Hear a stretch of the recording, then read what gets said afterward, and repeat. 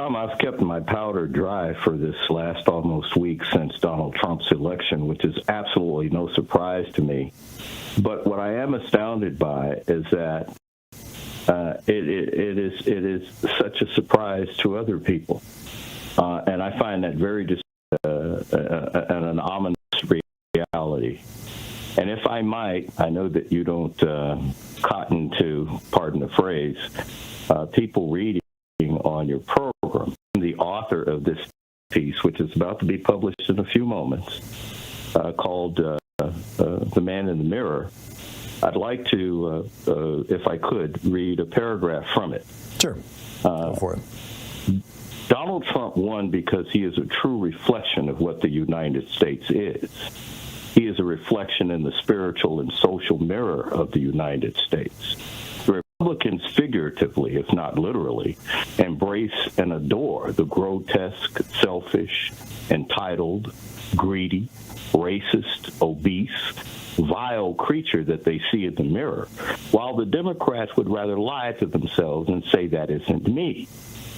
But it is the mirror, mirror on the wall, as in Snow White.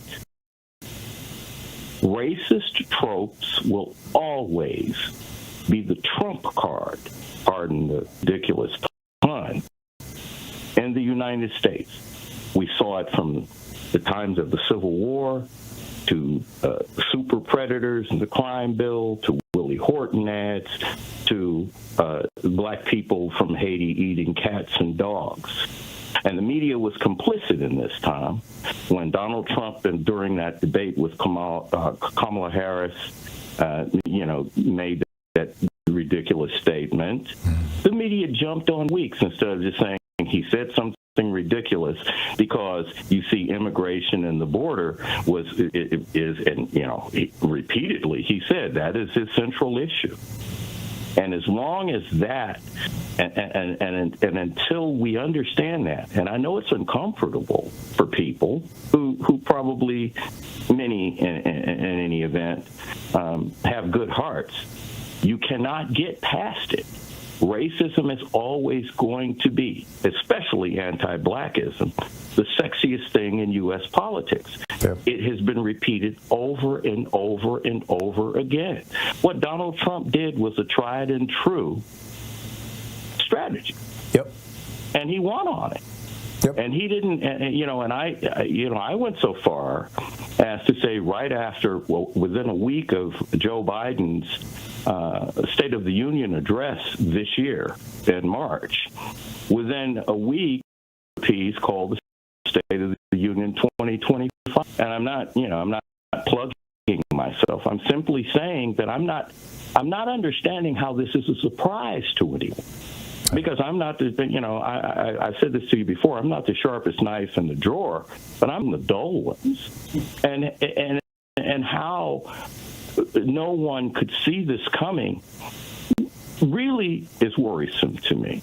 Well, when you look at the people who voted for Joe Biden over Donald Trump and then voted for Donald Trump this time around, do you really think they just suddenly became racists? No, and I'm glad you said There's that. There's more to the story than just that. I mean, I agree with you that racism is more endemic, more deeply entrenched, more vicious than, and frankly, I ever imagined. I'm totally with you on that. Well, I was actually going to quote you from a few weeks ago, maybe a month. You said that, and you're a very well-traveled, very intelligent person, and a historian to boot. You said that, with your vast experience, idea that the United States was as racist and white supremacist as it is. True. That's not a surprise to me. Yeah. You see. I know. And when you talk about Joe before. Biden, pardon me? I said I know. We've had this guy before. Yeah, and when you talk about Joe Biden and the people that voted for him in 2020, let me tell you something. Donald Trump right now is telling people that basically he's saying that I won 3 times. Okay, he sees sees this election as a validation of, what he called the steal. No, I get that, but to my question, you've got enough people who voted for Joe Biden last time to make him president, who voted for Donald Trump this time to make him president. What happened with those people? Do you think it's race that they suddenly decided, hey, I'll be even more racist? I think there's, like I said, I think there's more going on here, and I think that the demonization of trans people had something to do with it. I think the quality of the campaign that Kamala Harris ran in some cases, lacked. She failed to embrace economic populism. I was talking about all these tariffs that Joe Biden has put into place that she not only didn't mention but ridiculed. I think that there are other pieces to this, although I agree with you. The foundation of Donald Trump's candidacy has been race, and that's been the GOP since Richard Nixon talked about the silent majority, which we all knew was code for white people, and Ronald Reagan gave his first speech of his official campaign in Philadelphia, Mississippi. Well, let me say this to you, Tom. Right now, whenever people are afraid, they look for protection. And the United States right now is facing threats not only at home, but abroad as well. And Donald Trump, and you said this many times, he presents this, even though it's the most fictitious. I mean, that guy's an arch coward. 5 deferments in Vietnam, I could go on and on. Mm-hmm. The thing is he presents himself, and people have bought into that he's going to protect them. He's probably going to put all of us in more peril. But I'm just simply getting to my central focus is that no one should be surprised by this. And I'm surprised that people are surprised. I'm sorry. Yeah. I get it. That's just the way I see it. We're starting to get redundant here, so. Kenyatta, keep on writing over at Substack. I love your newsletter. Thank you, sir. Don't always 100% agree with it, but it is always food for thought for me, and everybody should be subscribing to it. Just go over to Substack.com and plug in Kenyatta. Keep up a good work. Great work. Thank you. Yeah, good talking to you. We'll be right back. It's 45 minutes past the hour. Stay with us. In addition to bringing you the Thom Hartmann Program here on Free Speech TV and Video Media Online, we also have a whole set of ways you can interact with us and tools you can use to spread the word about the importance of democracy and the threats to it in our republic. First, there's your daily homework. Sue Nethercutt puts together a daily email newsletter that has a link to every story I discuss on the air, so you can find my sources and you can share them with your friends. It's free, and you can sign up at ThomHartmann.com. Second, I publish my daily take every day over at the HartmannReport.com website. That's also free if you want the daily 5 days a week rant in your inbox. No ads either. Third, we have the podcasts. There's the free 1-hour version of our daily show that's advertising supported. You can find that wherever you get your podcasts normally. And then there's also the podcast of the entire 3-hour show with no advertisements, and that's available by subscription over at ThomHartmann.com. So check them all out at ThomHartmann.com and HartmannReport.com.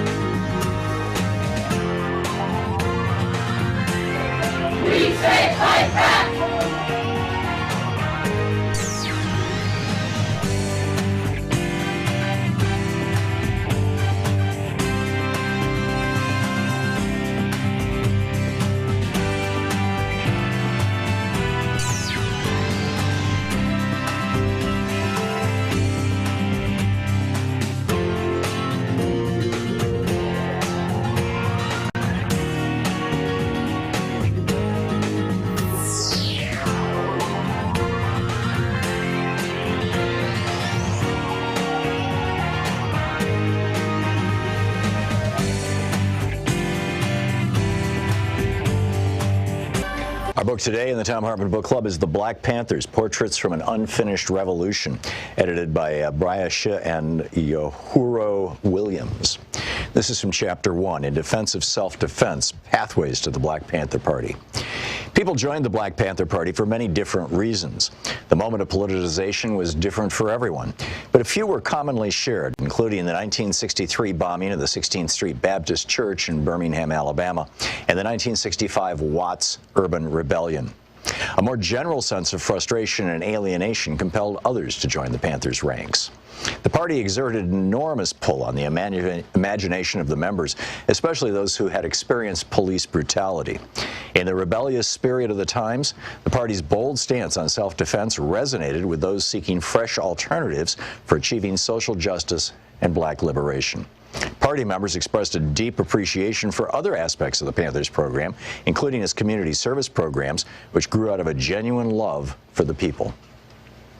My neighborhood friend, a sister that I've known since I was about 11 years old, said, "Claudia, I want you to go with me. We're going to go and hear these Panthers speak at PS 92, which was an elementary school in our community." I said, "Okay, I'll go, I'm down." I listened to these brothers speak and I heard the pitch. I saw the determination and I saw the compassion. I thought, wow, this is the feeling that I used to get when I went into clubs and popped my fingers and got on the dance floor. It was the same feeling, except it was bigger for me now. It was bigger than me. It was full of love of the people. No longer did we have to argue and fight about, what are you looking at me like that for? Or don't step on my sneaker, or this is my block. Now we really had something to fight for. We had a people to fight for. This is bigger than any gang or club. We had a goal.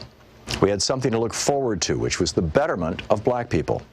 It was most definitely something that I was searching for, but I didn't yet know what that I was searching. I didn't find it. It fell on me. That was the first meeting. That's what actually started the wheels in my mind for me to become political. I was rank and file. I did a lot of things. The easiest way to say it is just to imagine worker bees. You got one queen, everyone else works. Rank and file. Those were the worker bees. We did it all.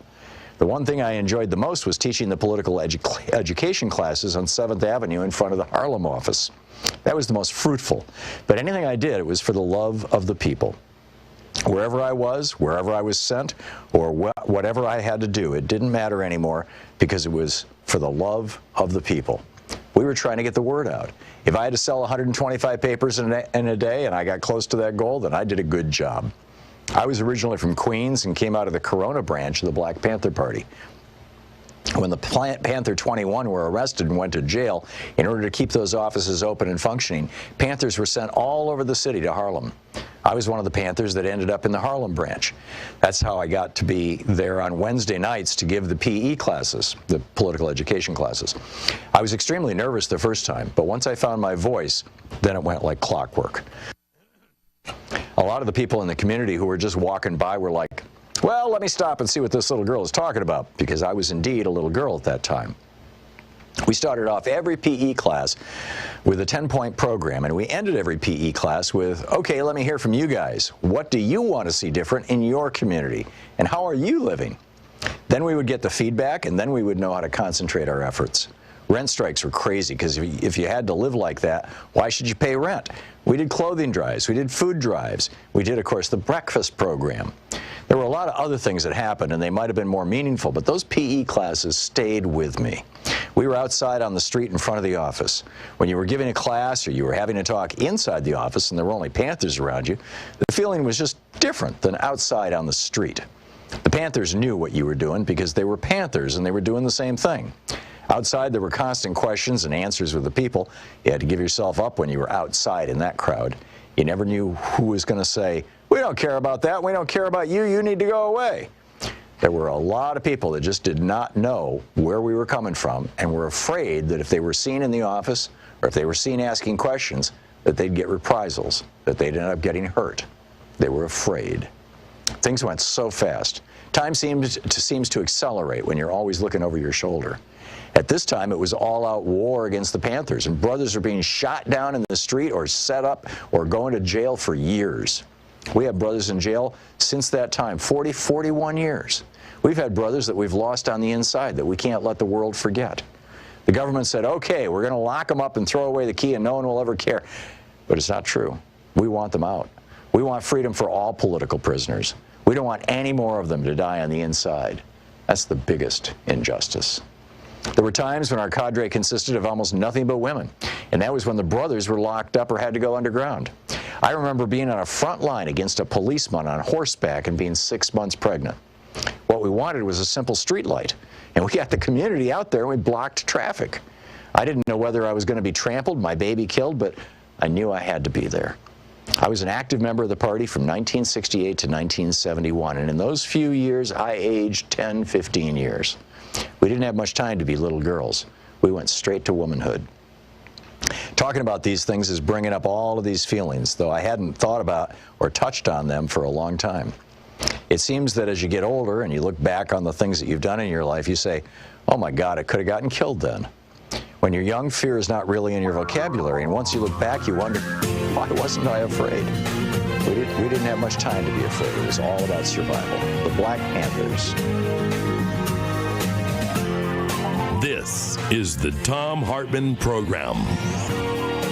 Hey, top of the brand new week to you. It's Monday. We've got a lot to talk about today. There's a lot going on in the world. You know, I hate talking about Donald Trump all the time, but you know, I've used this metaphor before. You know, if you're having a garden party and there's a snake going through the grass coming up on your on your chair, it's pretty hard not to look away, not to look at it. You know, it's pretty hard to look away. So anyhow, hour by hour here for our program. In the first hour, the Transitional Oligarchy, Democracy's Last Stand. I want to share with you a thought that I shared with Ali Velshi on MSNBC on Sunday morning. If you caught it, you know what I'm talking about. If you didn't, I'll fill you in a minute. Also, Trump is declaring has confirmed in the last few hours that he is going to declare a national emergency to get around the Posse Comitatus Act and use the military for mass deportations. You know, the Army may soon be kicking in your front door. And Trump said he didn't know about Project 2025, but now he picked the guy who wrote their telecom agenda for FCC chairman. We'll get into all those in the first hour. In the second hour of the program, one of our two guests today, Alex Lawson, is going to drop by. What will happen to Social Security and Medicare under Trump? What can we expect? And how might we be able to fight back? Also, the House Republican Party, the House Republicans have revived a bill that will let an authoritarian Trump administration crush nonprofits, you know, groups like ProPublica. Are they going to survive? We'll talk about that in the second hour of the program. And also, Texas Republicans want to outlaw websites that give abortion information, including like Substack newsletters. Like Abortion Every Day, Jessica Valenti's newsletter. In the third hour of our program, Stephen Spoonamore is going to drop by. He's a data scientist who says there's something hinky about the election in several of the swing states. Now, I just want to right up front say I am agnostic on this. I'm not pushing this theory. In fact, I'm pretty skeptical of it. But it's going to be an interesting conversation. I think you should. You know, you're going to want to tune in. This will be at the very top of the third hour of the program today. Also, the plan to silence dissent by the Trump administration. And will the Trump efficiency co-leader, that would be Mr. Ramaswamy, outright delete the Department of Education? He says yes. So what will that mean? A lot of stuff to get to today. The op-ed I published this morning over at HartmannReport.com, pretty straightforward. It's about how oligarchy is a transitional form of government.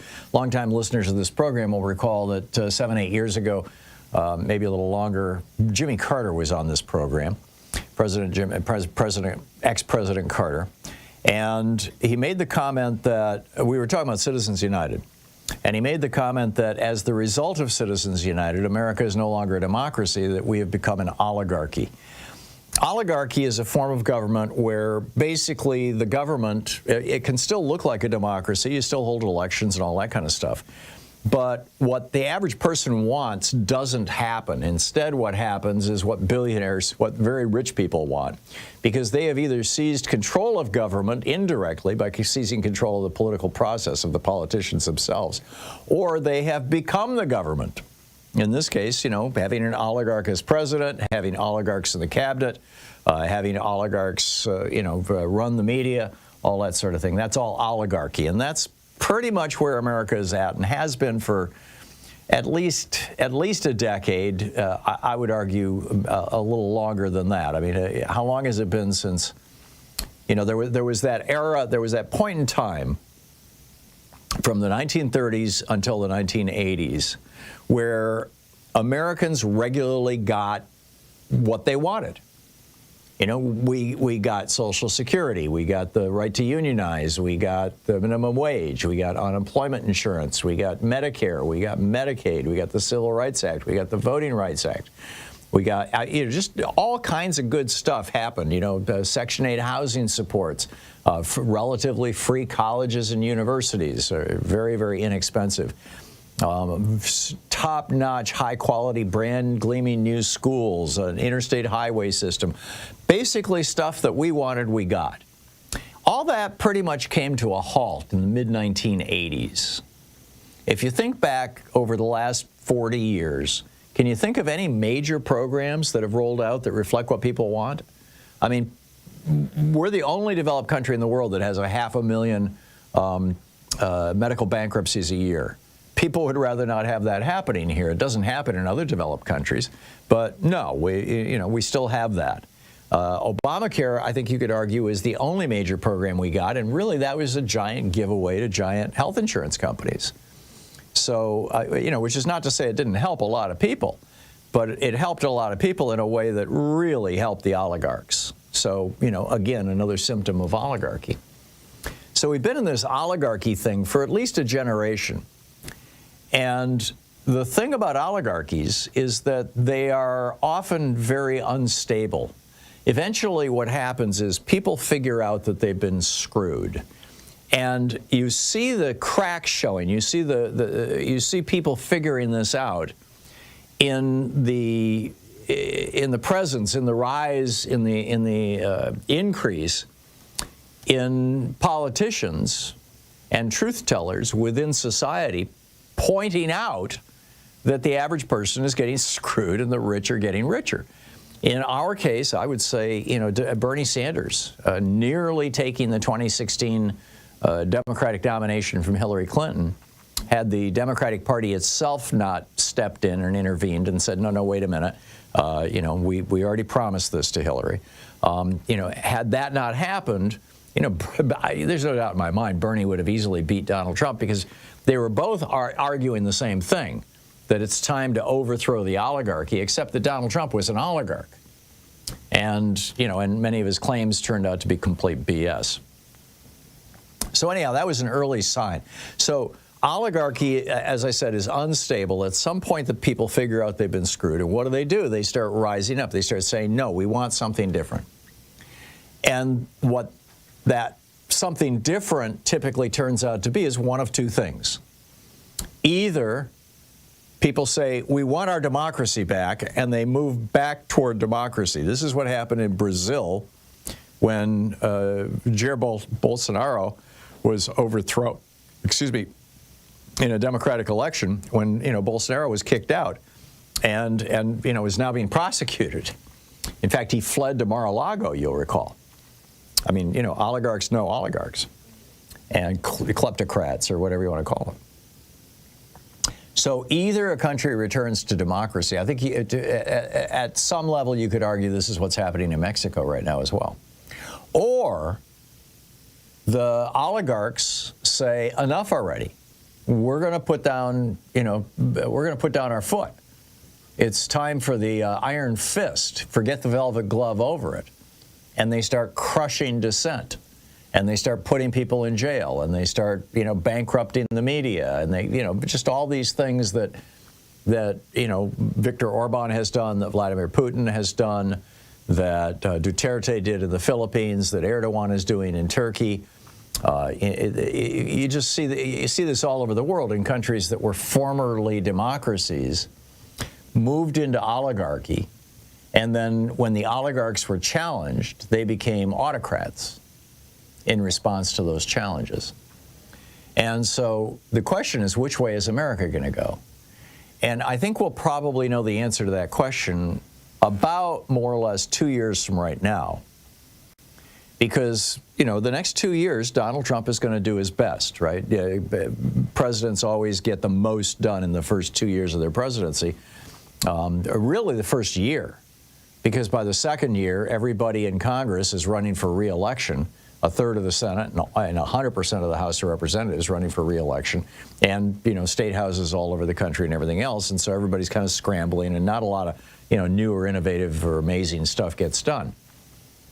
So in 2 years, Americans will be able to look back and say, okay, this is what Trump did, this is what the GOP did. Do we like it or not? And whether Trump has gone full-on autocrat, authoritarian, or whether he's only gone part way, or whether he's decided not to do that at all, which I consider to be somewhere between unlikely and impossible. There will be an election in all probability, and that election is probably going to tell us what the future of America is going to be. So, the bottom line here is, while we still have the ability, while we still have the opportunity, it's important for us to prepare, to show up at your local Democratic Party meetings and volunteer, to join up with groups like Indivisible, to get out there and get active. We'll be right back. This is the Thom Hartmann Program. A national emergency, the military for mass deportation. What about posse comitatus? We'll be right back. Stay with us.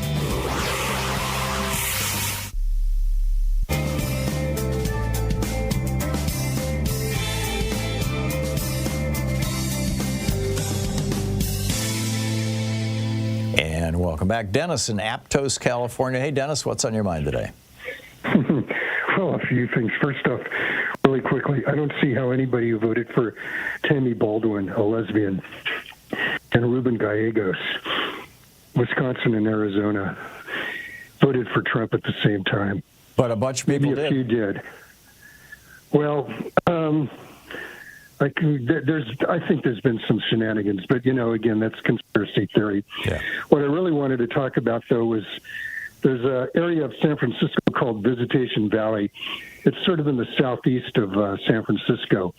Very, very, very poor neighborhood, inhabited by mostly lower middle class Asian Americans, Chinese, Filipino, Vietnamese, and so on. They voted in the majority for guess who? Really? Trump.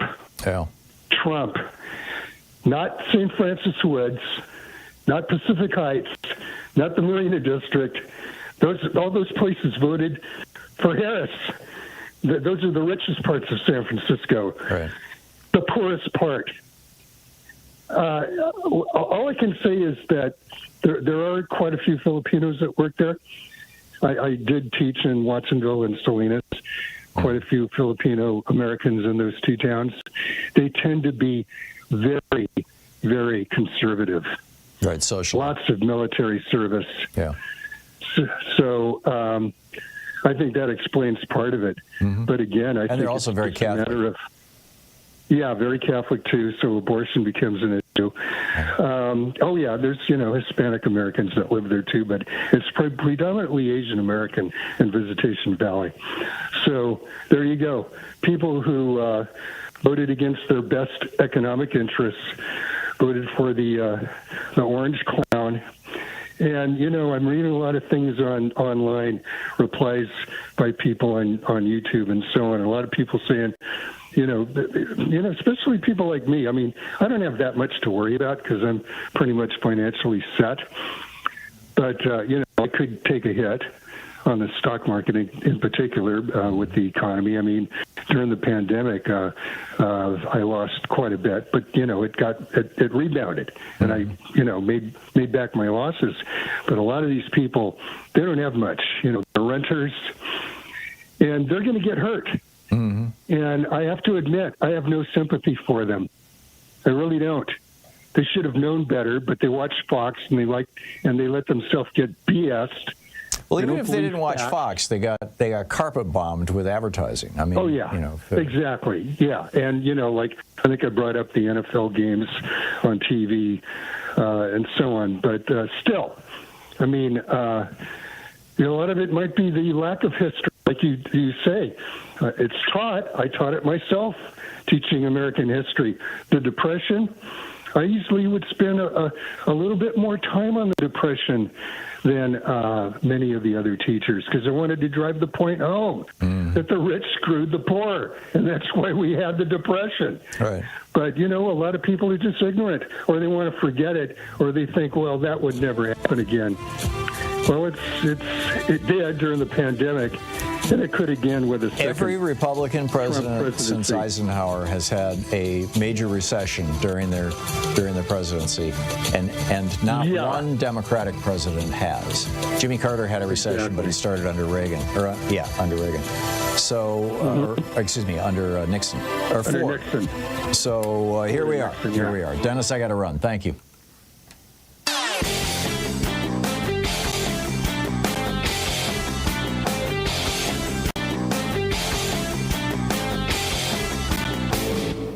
Missed my opening rant today? It's usually published over at HartmannReport.com, where you can read it and share it with your friends for free. Check it out, HartmannReport.com. America is suffering from an epidemic of bullying. And one of the things we know is that culture, including bullying, flows from the top down. We've seen studies where when issues of for example, being gay or transgender are being debated in the public, gay and transgender kids in school are more likely to be bullied. When racial issues are being discussed, people of minority races are more likely to be bullied. Well, now we've got a man who has literally built his career on being a bully, Donald Trump, as president, or was president, as candidate. And he is driving this insane bullying campaign and using it as a political weapon across the United States. And it's contagious. It's dangerous. There's an entire article about it over at HartmannReport.com titled America's New Epidemic, A Nation Overrun by Bullies. Check it out.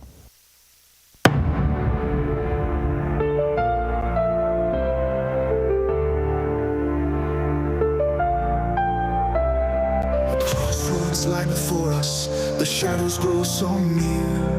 A path of light and liberty, or one ruled by fear. With banners raised in anger, the tyrants call their band, but the people hold the power. It's democracy's last stand. Will we rise or will we fall? Answer freedom's desperate call. A nation at the edge tonight. Will we choose the wrong or fight for right? Yep, it's that transitional oligarchy phase. Which way are we going to go? Donald Trump says he's going to deport. This is over the weekend. The president of Judicial Watch, John Fitton, posted over on Trump's failing social media site. Posted, good news. Reports are the incoming real Donald Trump administration prepared to declare a national emergency and will use military assets to reverse the Biden invasion through a mass deportation program. And Trump replied, he reposted it and replied with the word true, followed by 3 or maybe 4 exclamation marks. 3, 4, can't tell. Anyhow, back in 1878, this is, following the Civil War, following all the wreckage caused by an actual war, actual armies on our soil fighting each other, killing 600,000-700,000 Americans. After the Civil War, Congress passed a law called the Posse Comitatus Act. And what the Posse Comitatus Act says is that the American military may never, ever again turn their guns on American people or conduct any kind of military operation within the United States. Our military is to defend our borders and to fight foreign wars, but not to do things in the United States. Now, the one thing that can cause the Posse Comitatus Act to be suspended is if the president declares a state of emergency. And this has happened a couple of times. George W. Bush did it after 9/11, for example. And states of emergency grant the president awesome powers, including the power to order the military to point their guns at American citizens, to go door to door and kick in doors, to drag people, to basically do police functions. And so Trump has said that he will use an act or a proclamation, a declaration of emergency, of a state of emergency, essentially through executive order.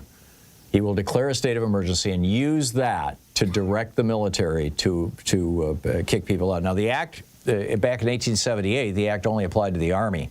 But it has been amended over the years, first to cover the Marines, then the Navy, then the Air Force, and most recently it was amended to include the Space Force. So, but Trump is bringing into his cabinet Thom Hartmann, his next border czar, the guy who was kind of the architect and main implementer of the child separation policy, and South Dakota Governor Kristi Noem, who was also involved in the child separation policy.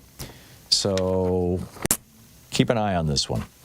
This could be very consequential, particularly if Trump decides, once he's got the military in place. In fact, this is what I think is the biggest threat with regard to this. And I realize I say this with the privilege of being a citizen and being a white guy here in the United States. But the big threat is that Trump will use the military to deport people that he believes are here illegally, which is, of course, going to include many American citizens, but he's going to do it anyway. But most of them, probably most all of them, will be either black Haitians or brown, Mexicans, Salvadorans, Venezuelans, etc. But then, after he's done that, he still has a state of emergency, and he still has his military in the United States. So what does he do next? He does what Putin does. He does what what Hitler did. He does what Mussolini did, and directs his military against protesters. Oh, you want to go into the streets and protest Trump's latest policy? Good luck. He signs a national abortion ban. People show up. Suddenly they're getting shot at. Trump has also picked his FCC czar, new FCC chairman. I'll tell you about that after the break, and I'll pick up your calls. You're listening to the Thom Hartmann Program. Call 202-808-9925. Defending America from the weapons of mass deception. I'll be right back with you.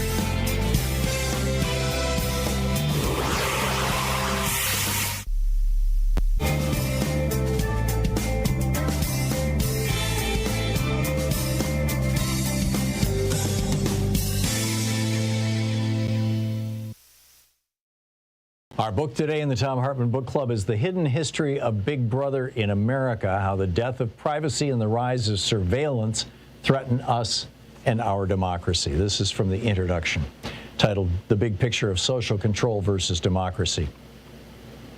This book deals with two very large and often amorphous concepts, privacy and surveillance, in the context of government and the marketplace.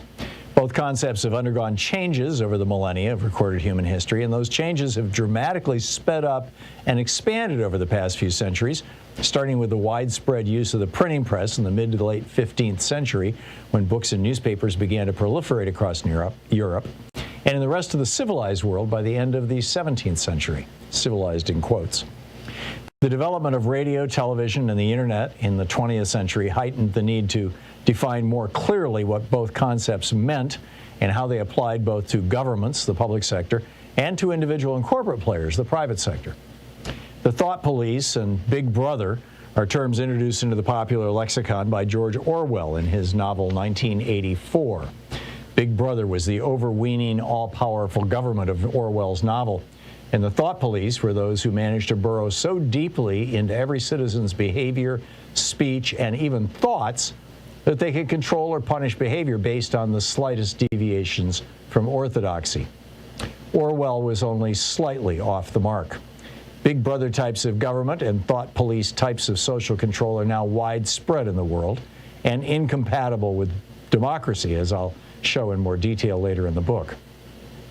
Most concerning for Americans and citizens of other democratic nations, in quote, the mentality of both has heavily infiltrated both American government and corporate sectors, reaching so deeply into the day-to-day details of our lives that the techniques and technologies they use can and do not only control, but predict our behavior.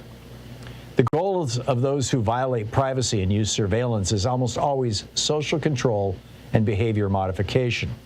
Setting aside pure voyeurism, these are the areas where money is made, power is accumulated, and political or business goals are reached. And whether they are of government or of corporate Big Brother, the goals are largely the same and consistent with those just mentioned. Secrets are now for government and giant corporations to know and hold, but not for average people. And they're used by Big Brother to both acquire and hold power. J. Edgar Hoover had secrets to hide, for example, so he knew well their power. A gay man at the pinnacle of American power for most of his life, the FBI director knew that in many U.S. states, he and his lover, Clyde Tolson, could be prosecuted and sent to prison for their private, consensual behavior. Yet Hoover and Tolson lived together, and their relationship was an open secret among Washington's cognoscenti. I still remember a beautiful summer day in Ireland, Louise and I sitting in the living room of author Anthony Summers and his wife Robin, as they described to us the shocking details of Hoover's life and abuses of power they'd uncovered writing Official and Confidential, The Secret Life of J. Edgar Hoover. That books like Summers weren't published until after Hoover's death is a striking testimonial to the power of surveillance and the blackmail material it can produce to keep powerful people's secrets hidden even from the world's best investigative journalists. Every politician or reporter of any consequence knew that Hoover had a file on him. They were almost all men back then, and powerful men at that time were far more likely to harbor salacious secrets, ensuring Hoover an unbroken hold over the FBI from its founding in 1935 to his 1977 death. But Hoover didn't use his massive FBI surveillance powers just to cow politicians and reporters. He was also interested in advancing policies close to his heart.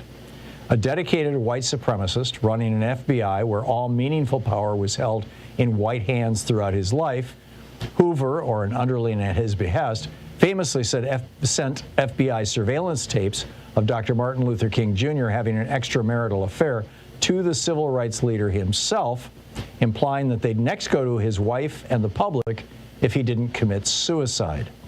Hoover also spent his entire career downplaying the role of Italian organized crime in the United States because, among other things, mafia godfather Santo Trafficante had the goods on his sexual orientation and regularly hosted him and Tolson for gambling junkets.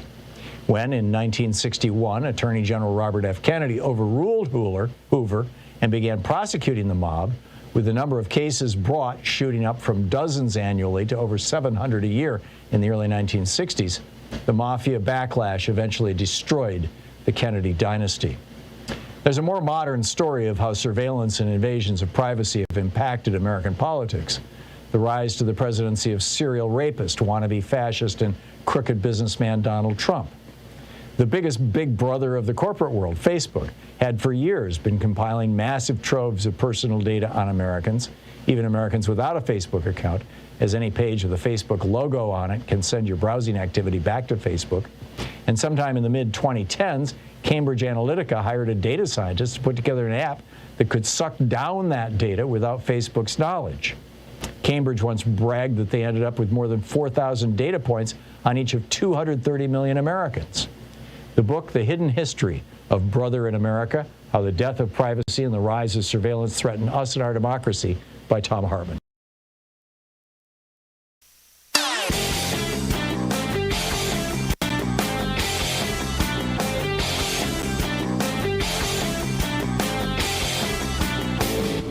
Did you know that every weekday we send out an email before the show giving you all the topics coming up so you can be fully informed and ready to interact with our program? Or that after the show we send out Sue's Stack, a list of every topic I've discussed along with clickable hot links to every source of information I've shared with you on the air? It's all completely free and available over at thom.tv, THOM.tv. Check it out.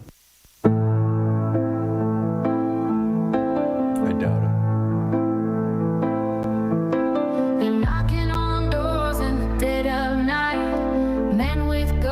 Flashing blinding lights, a last name with a vowel or is the only end. They'll come for your family, they'll come for your friends.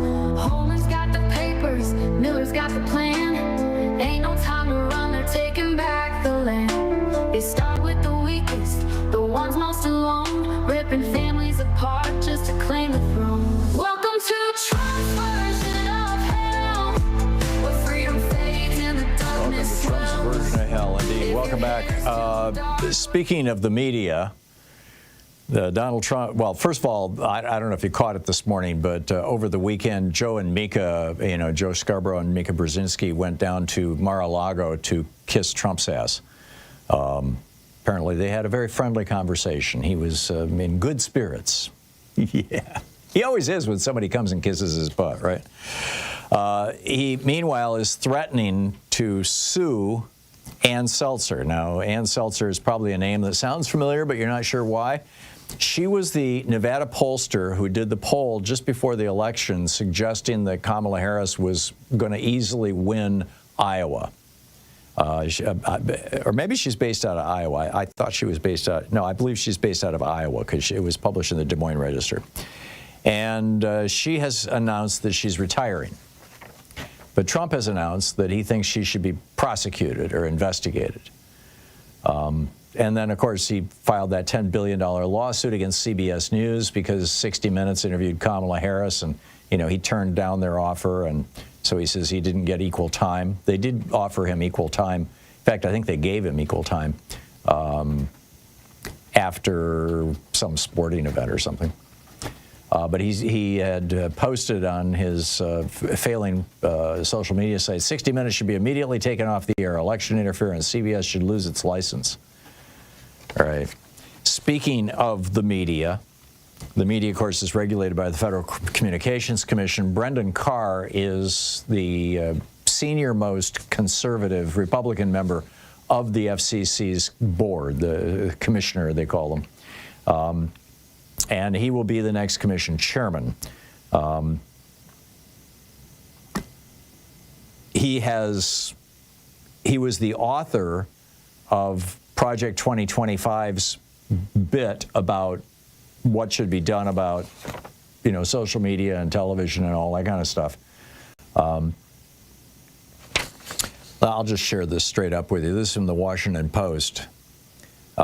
He's naming Carr. On Wednesday, Carr sent a letter to Apple chief executive Tim Cook, Meta's Mark Zuckerberg, Microsoft's Satya Nadella, and Alphabet's Sundar Pichai, warning, these are the CEOs of these organizations, warning that he believed they were improperly censoring some viewpoints.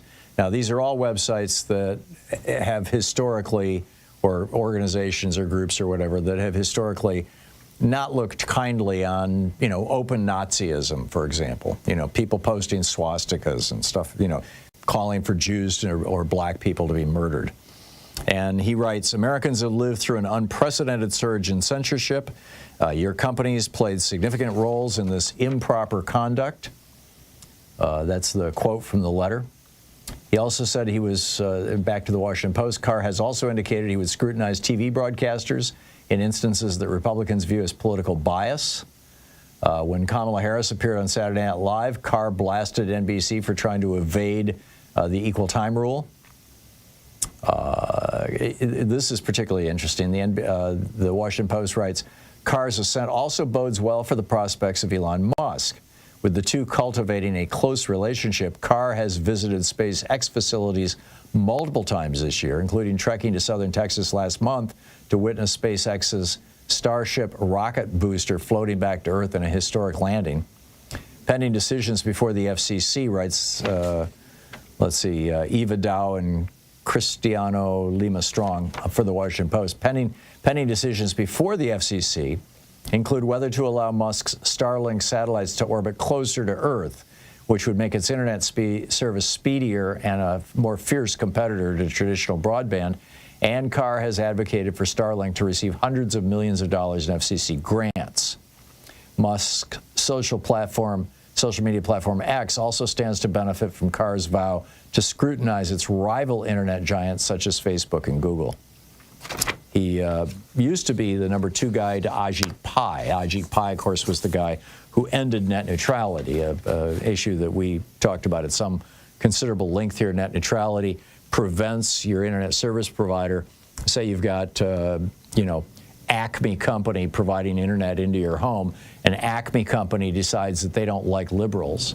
And so any of the major progressive websites, they just slow down coming into your house.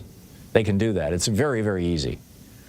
And that's currently illegal. We're back under net neutrality because, you know, we've got a Democrat running the FCC. But the last time Trump was in office, Ajit Pai ended net neutrality. And now he says, well, I think we can assume that it'll happen again. We'll see. But Carr is an opponent of net neutrality. So what's on your mind today? Let's pick up your calls here. Kevin in Frederick, Maryland. Hey, Kevin, what's up? Doing well. Can you hear me? I hear you fine. What's up? Cool. Yeah, before I get to what I was calling about, I just wanted to just say, can we get rid of this idea that Donald Trump is playing some kind of 3D chess? The man is nothing but a evil Forrest Gump.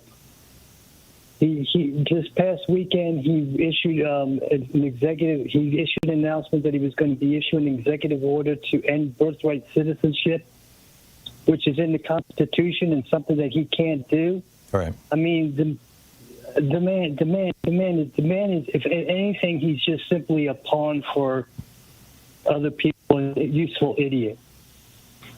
But the reason why, they said the same thing about Hitler, Kevin. Yeah, well, perhaps. No, he was. The New York Times called him a buffoon, as did the Der Zeit, the Germany's major newspaper. Everybody thought he was just a clown. Charlie Chaplin made a movie ridiculing him. But anyway, back to you. Well, the reason why I was calling, my main topic is why is the left so timid? Why can't we aim big? Why can't we go? If the right wants to go ahead and put a sledgehammer to the government, why can't we be bold? Why can't we expand the legislature, move to incorporate the protectorates as states in our system, and expand the court. These are all things that require us being, progressive Democrats, to control both the House, the Senate, and the White House. None of those three things are going to happen for the next 2 years. But I'm with you, Kevin. I want to see these things done. Why can't we make a platform and be bold about it? The Democratic Party since '92 has been basically has largely rejected progressive policies, instead calling themselves centrists, which is, kind of Mitt Romney, Dwight Eisenhower Republicans. And I think it has hurt the Democratic Party badly. I think it's the reason why Kamala Harris didn't win this election. I think it's the main reason is that she and the Democratic Party did not go bold and progressive. She said a lot of good progressive things. I mean, I'm not being totally critical of her, but campaigning with Liz Cheney and talking about I want to give Republicans a seat at the table, and not putting forward really bold policy initiatives that go way beyond what Joe Biden has done, even though Biden has been the most progressive president since Lyndon Johnson. I'm with you, Kevin. I'm with you. Thank you very much for the call. Dave in Federal Way, Washington. Hey, Dave, what's up? Hey, not too much, Tom. I've always been a fan of your work, but you're missing a couple of things that exponentially can become important. Okay. And what's that? Yeah. Okay. And I guess I'll start with Pete Hegseth, the nominee, Trump's nominee to be Secretary of Defense. Mm-hmm. I heard an interviewer say nothing bad about him. She said he's an Ivy League educated guy, and he is a decorated combat veteran. She didn't even mention he was in the National Guard. But here's my point. She said that Trump wants him there to cut, spending, along with Elon Musk. Look, velvet glove and the oligarchs. You're missing something, Tom. War. They don't have to do iron fist.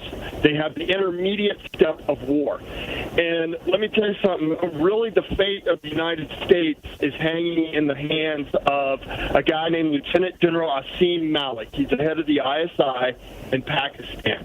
Okay? Pakistan's equivalent of the CIA, yeah. Right. Russia and Pakistan gained greatly from the United States there.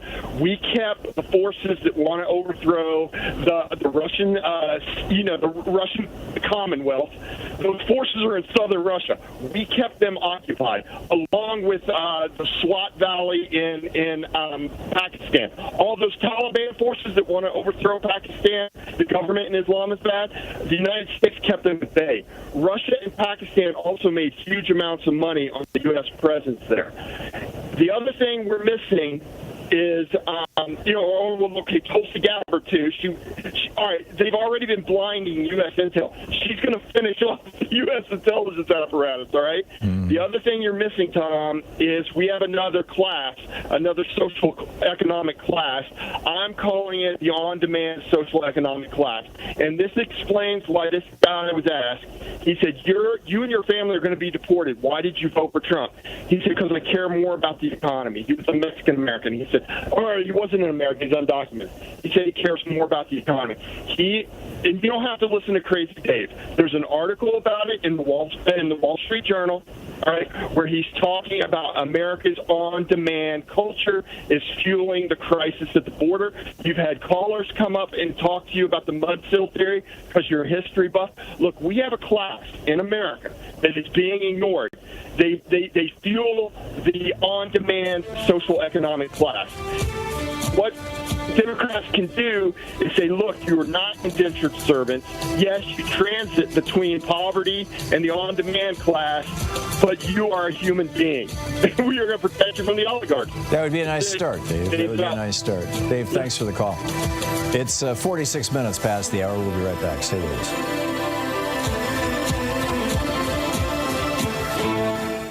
You're listening to Thom Hartmann. Visit ThomHartmann.com for audio and video archives. Occupying the media 3 hours a day, 5 days a week. I'll be right back with your calls.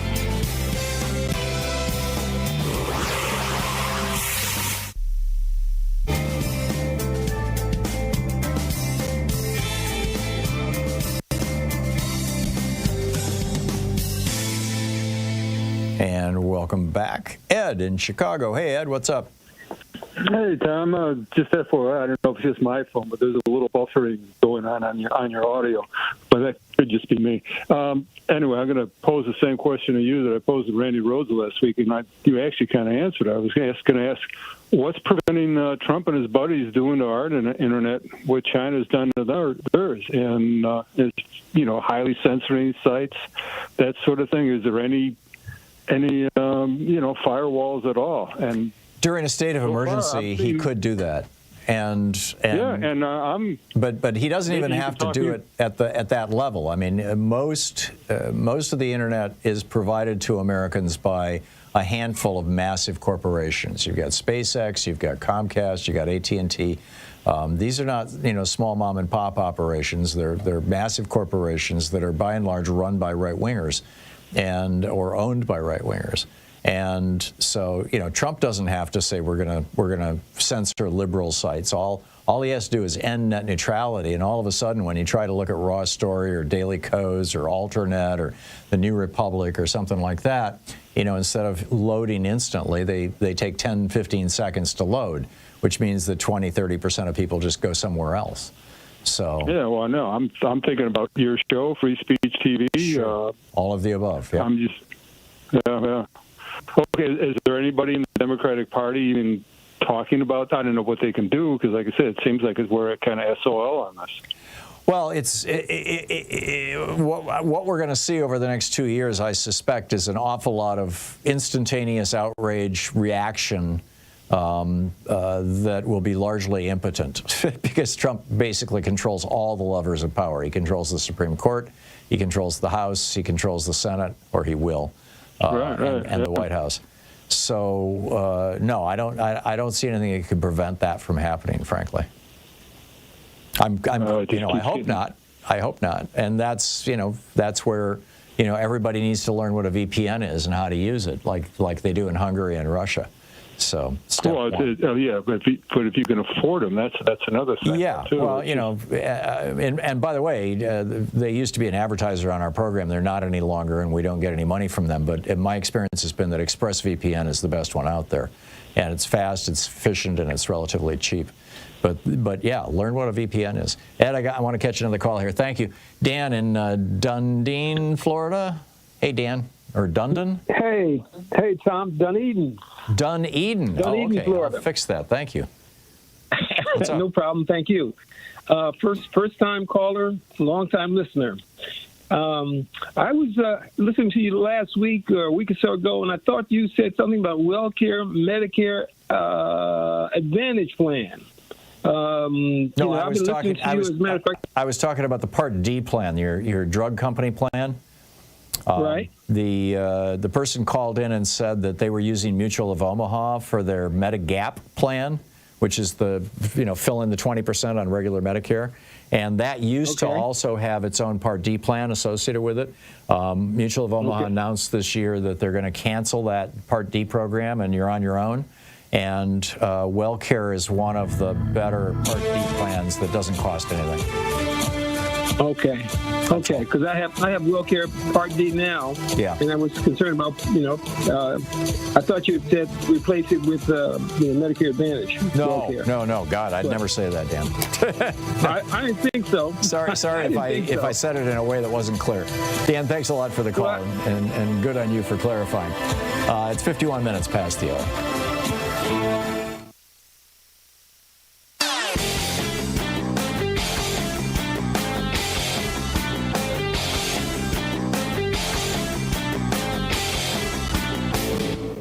Hey, thanks so much for sharing our program and for reaching out to our stations and sponsors and letting them know that you're listening. It really means a lot to us. So a lot of people are wondering, why is it in America that we can't have nice things? Why don't we have, the same things every other democracy has? Every other democracy in the world has a national health care system of some form, and everybody is covered. We don't. We've got 27 million uninsured people and over 100 million underinsured people. Why is that? Why is it that every other country in the world offers college education very inexpensively, if not for free, and for here you go to debt? Why is it that we've got our public schools crumbling and other countries are doing well? Why is it that we've got Medicare being taken apart by this Medicare Advantage scam and nobody will do anything about it? Well, it turns out the reason why it boils down to one thing, one Supreme Court decision, Citizens United, legalizing the bribery of our politicians. There's a whole rant about this over at HartmannReport.com. I think you're going to find it very, very useful. Check it out.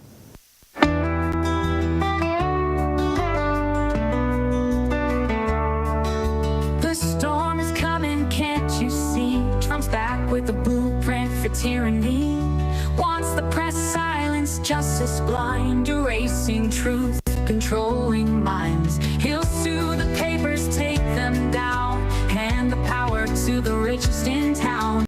The shadows fall, we're losing light, democracy fading into the night. It's America's descent into darkness, freedom slipping from our hands. Is it going to be our descent into darkness? I don't know. We'll see. I'm concerned, shall we say, but I'm still here, too. So, picking up your calls. Larry in Chino, California. Hey, Larry, what's up?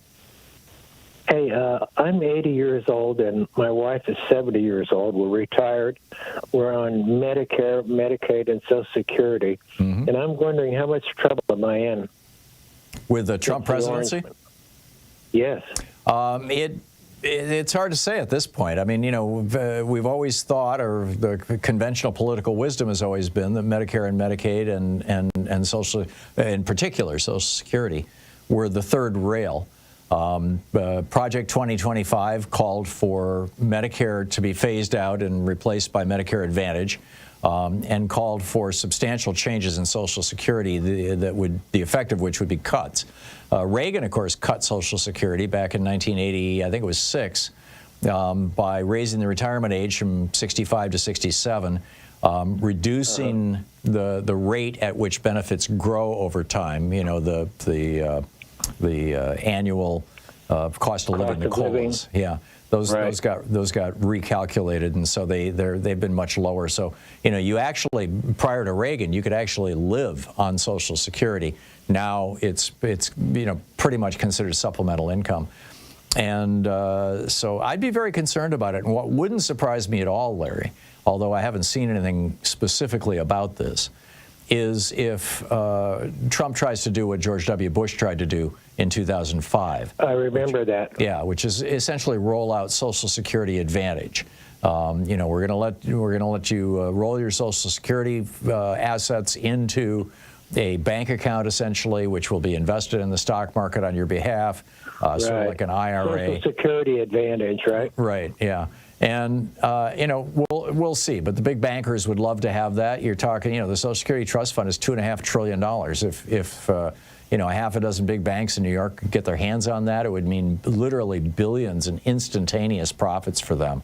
And they've got a lot of lobbyists, and they've got a lot of money, and Trump is very friendly with these guys. So, Alex Lawson is going to be on at the top of the next hour in about 10 minutes. So stay tuned, because he's going to be talking directly about that. Larry, thanks for the call. Kenyatta in Los Angeles. Hey, Kenyatta, what's up? Well, I wanted to talk to you. I know everyone's Trump-toxicated right now.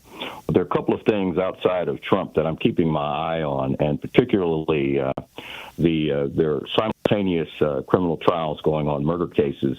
One which the Lake and Riley case, who was, you may recall, the 22-year-old nursing student that was killed in Georgia. Right, by an illegal immigrant. And there's also simultaneously going on the Jordan Neely case. As you'll recall, he was killed by a chokehold from a former Marine a year and a half ago in New York. Well, what's interesting about this is that white lash always is exhibited in the criminal justice system. I can pretty much assure you that Daniel Penny will be acquitted. I can also pretty much assure you that Jose Ibarra in the Lake and Riley case is probably going to not only be convicted but get the death penalty. Right. And, interestingly enough, getting back to Trump constantly talked about the Lake and Riley case, and why his defense team hasn't talked about the prejudice of that, I don't know. But this is going to be very interesting. And by the way, Daniel Penny has become a millionaire as a result of killing Jordan Neely. He's raised over $4 million for his defense. Which is not at all unusual, by the way. We repeatedly find that to be the case.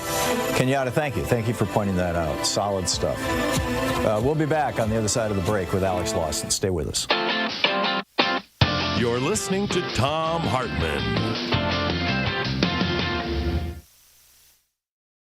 In addition to bringing you the Thom Hartmann Program here on Free Speech TV and Video Media Online, we also have a whole set of ways you can interact with us and tools you can use to spread the word about the importance of democracy and the threats to it in our republic. First, there's your daily homework. Sue Nethercutt puts together a daily email newsletter that has a link to every story I discuss on the air, so you can find my sources and you can share them with your friends. It's free, and you can sign up at ThomHartmann.com. Second, I publish my daily take every day over at the HartmannReport.com website. That's also free if you want the daily 5 days a week rant in your inbox. No ads either. Third, we have the podcast. There's the free 1-hour version of our daily show that's advertising supported. You can find that wherever you get your podcast normally. And then there's also the podcast of the entire 3-hour show with no advertisements, and that's available by subscription over at ThomHartmann.com. So check them all out at ThomHartmann.com and HartmannReport.com.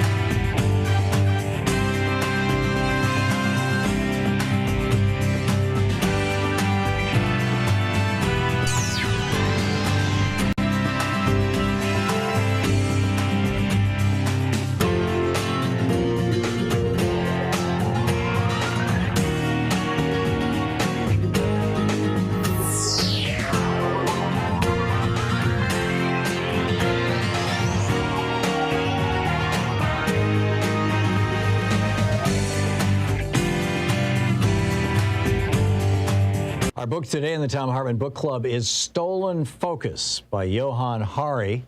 The subtitle, Why You Can't Pay Attention and How to Think Deeply Again. This is from the introduction titled Walking in Memphis.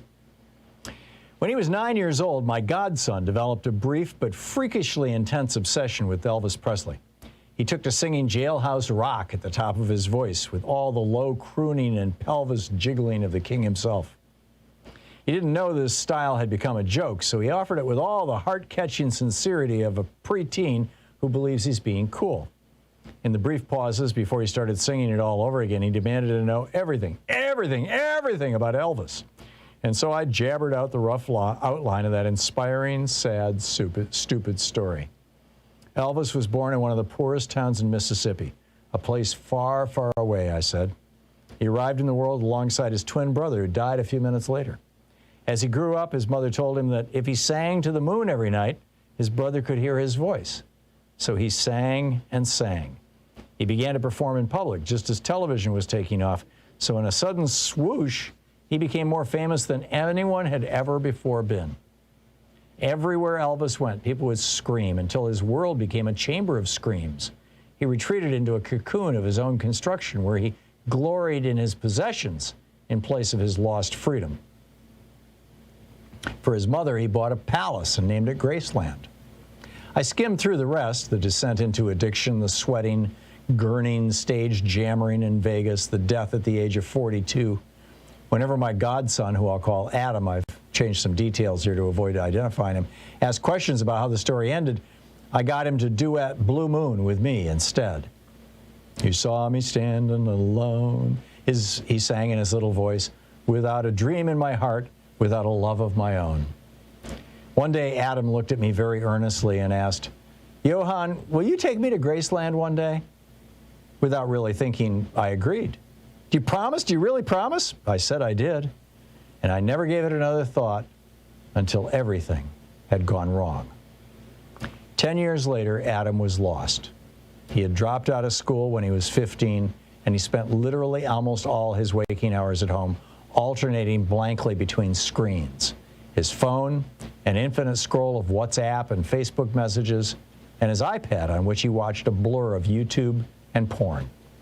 At moments, I could still see in him traces of the joyful little boy who sang Viva Las Vegas, but it was like that person had broken into smaller, disconnected fragments.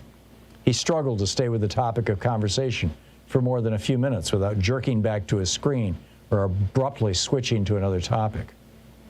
He seemed to be whirring at the speed of Snapchat, somewhere where nothing still or serious could reach him. He was intelligent, decent, kind, but it was like nothing could gain any traction in his mind.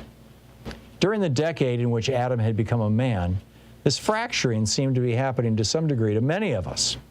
The sensation of being alive in the early 21st century consisted of the sense that our ability to pay attention, to focus, was cracking and breaking. I could feel it happening to me. I'd buy piles of books and I'd glimpse them guiltily from the corner of my eye as I told myself, just one more tweet. I still read a lot, but with each year that passed, it felt more and more like running up a down escalator. I had just turned 40, and wherever my generation gathered, we would lament our lost capacity for concentration, as if it was a friend who had vanished one day at sea and never been seen since.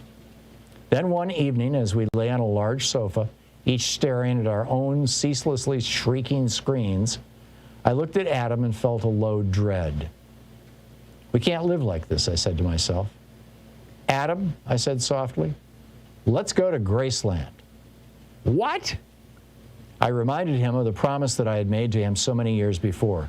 He couldn't even remember those blue moon days, nor my pledge to him. But I could see that the idea of breaking this numbing routine ignited something in him.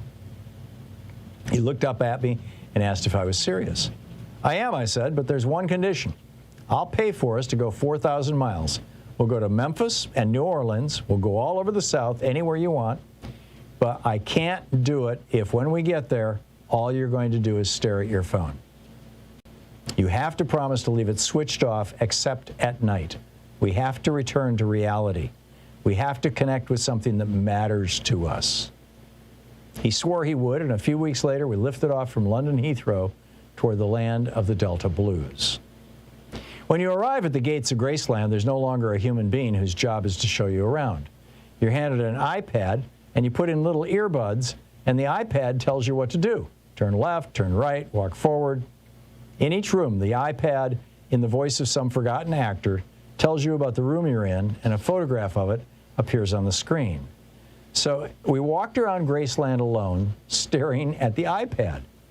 We were surrounded by Canadians and Koreans and the whole United Nations of blank-faced people looking down, seeing nothing around them. I watched them as they walk, feeling more and more tense.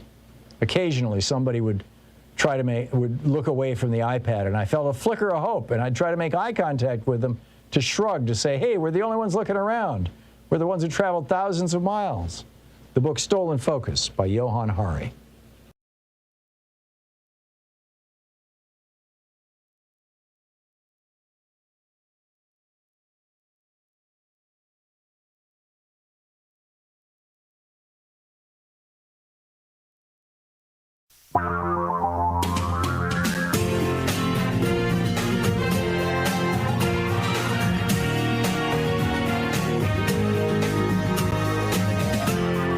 This is the Thom Hartmann Program. Welcome to the second hour of our program. On the line with us, our old buddy Alex Lawson, the president of Social Security Works, socialsecurityworks.org, strengthensocialsecurity.org. Alex, hey, are you on Blue Sky yet? Rather than getting out your Twitter handles, lay it on us. A-Law 202 on Blue Sky, and yeah, I'm not on the bad place anymore either. Yeah, I am. Every day I post my daily take, from Hartmann Report on 8 different social media sites, from LinkedIn through Threads through including X. But I no longer engage with anybody on X. But I have started engaging with people on Blue Sky. That's now, in fact, I moved X off my home screen on my phone. It's now in a little folder titled Social Media, and the home screen social media is now Blue Sky. So I think there's quite a trend moving in that direction. I agree completely. Yeah. That's basically what I did. I just took my personal off there. We're going to have an institutional presence, but interacting with, bots and Nazis is not a good use of our time. Yeah, I agree. I didn't want to delete my account because I was concerned somebody would pick up my handle and imitate me. But anyhow, let's talk about Social Security.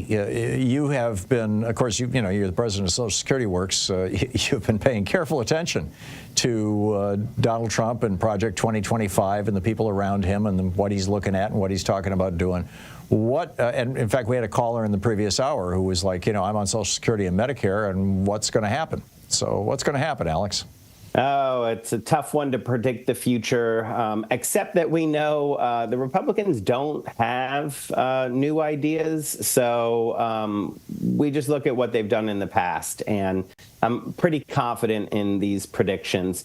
They're openly saying that they're going to go after Medicaid, which is the largest provider of long-term care in this country, through the reconciliation process. That process allows them to pass something through the Senate with a simple majority. But there are restrictions to that. One of those restrictions is that it can't actually cut Social Security benefits.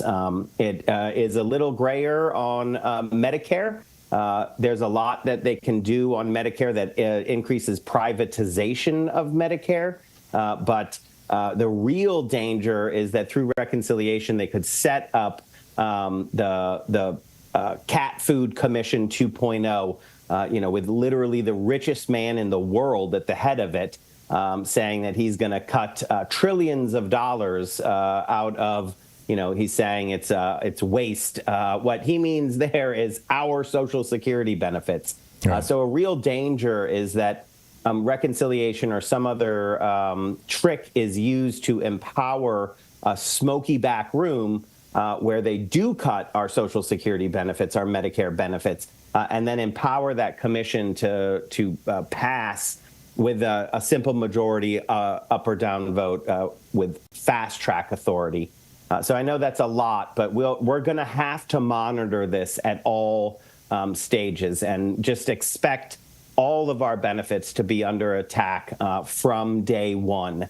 But I don't want people to throw up their hands like it's already done. Look, we've been fighting off attacks on Social Security and Medicare from all quarters for over a decade and a half. And what the armor we have and the fight back that we have is these programs are incredibly popular with everybody. In fact, Donald Trump ran on not cutting Social Security and Medicare.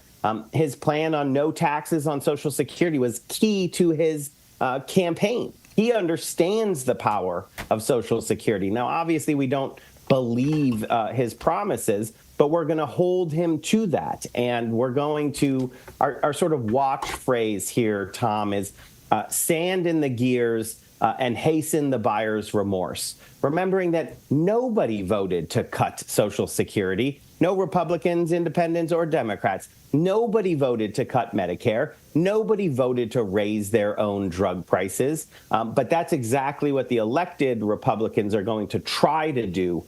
So the fight back is get organized, get loud, and remind people every day that nobody voted to cut our earned benefits so the richest man in the world doesn't have to pay his fair share in taxes. Yeah, and he only pays into Social Security on the first roughly $160,000 of his income every year.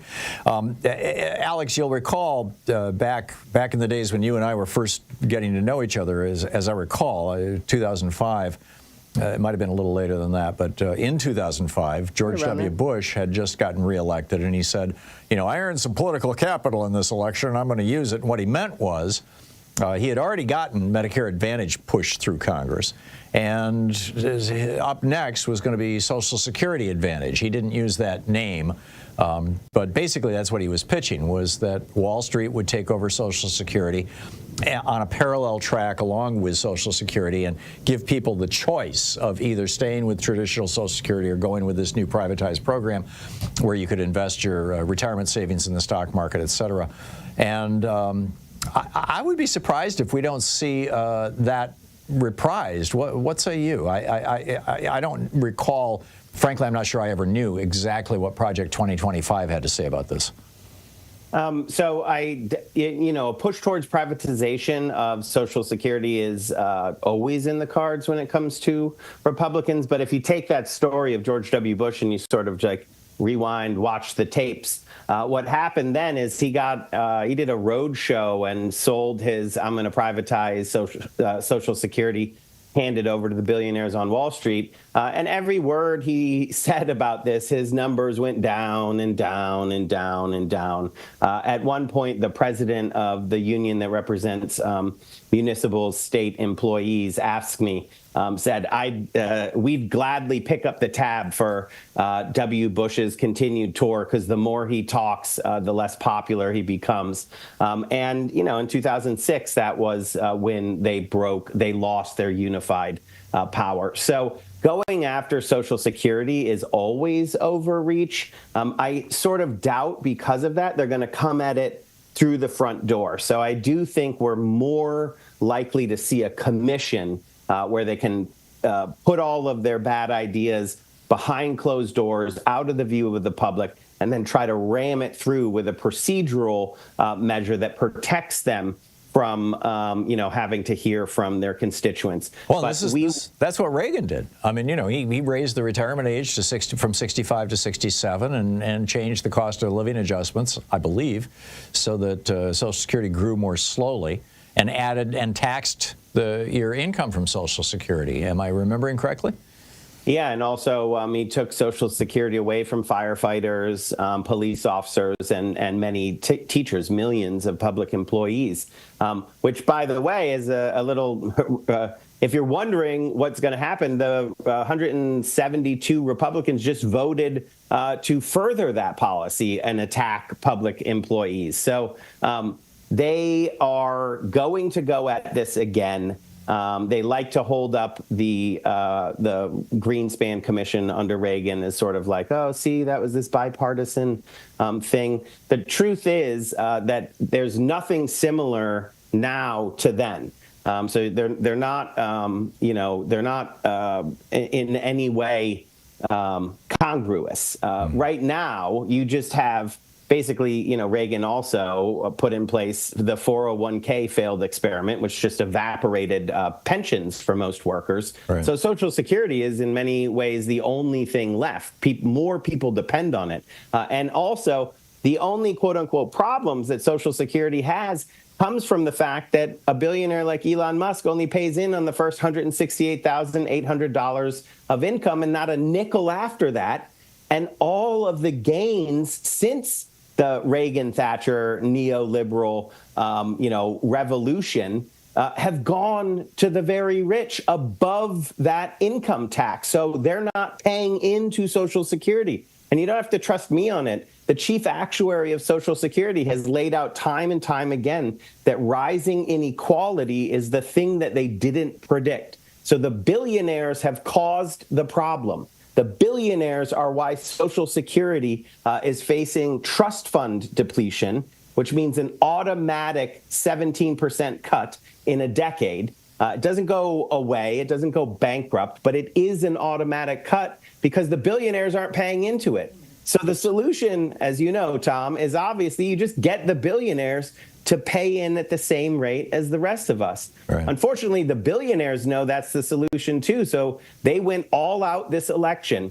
Elon Musk bought Twitter to get Donald Trump elected. And in payback, he's now in charge of the fiscal commission that's going to cut our Social Security and Medicare so that they don't have to pay their fair share in taxes. Again, our armor and our fight back is going to be that's a deeply unpopular position to take. Alex, I was unfamiliar with the automatic 17% cut. We got about a little less than a minute and a half here before we hit a hard break. Can you explain that to me? Yeah, so what happened is in the 83 reforms, the baby boom generation started pre-funding their own retirement, and it filled up the trust fund, and that's exactly what it's supposed to do. And then the trust fund is spent down, which, again, is exactly what's supposed to happen. It was supposed to last to 2060, which is the lifespan of the baby boom generation. But we've lost 30 years of that to the rising inequality because all of the gains have gone to people above that income tax, $168,800 right now. And so what happens when the trust fund is exhausted, when the trust fund comes down to zero, the benefits are paid for by current contributions. As long as there are workers in this country, Social Security cannot go bankrupt. It can't disappear. Right. But benefits will automatically match the revenue coming in. And currently what that means is in 2035, if Congress says nothing, the trust fund is exhausted, benefits match revenue, which will cover 83% of... That's just 11 years from now.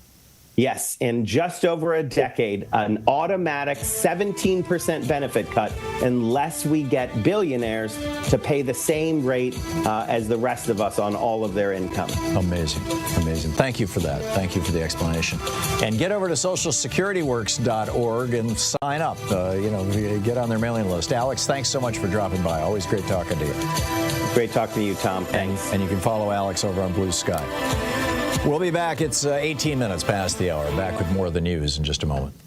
This is the Thom Hartmann Program. Yep, the House Republicans have revived a bill that would allow a Trump administration to crush nonprofits that he doesn't like. I'll tell you about that right after this.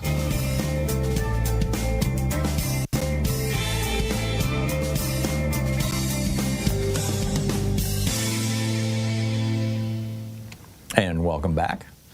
Let's see here. Who has been on hold the longest? It looks like it is Fred in Long Beach. Hey, Fred, what's on your mind today? Hey, Tom.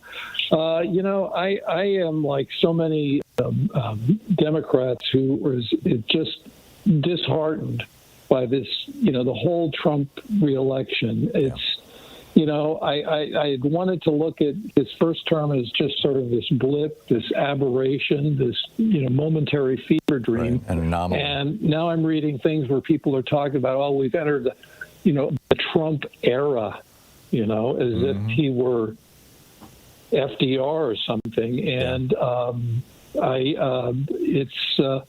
and a lot of things to say. I mean, now everybody's like, they're jumping on Biden, they're jumping on Harris.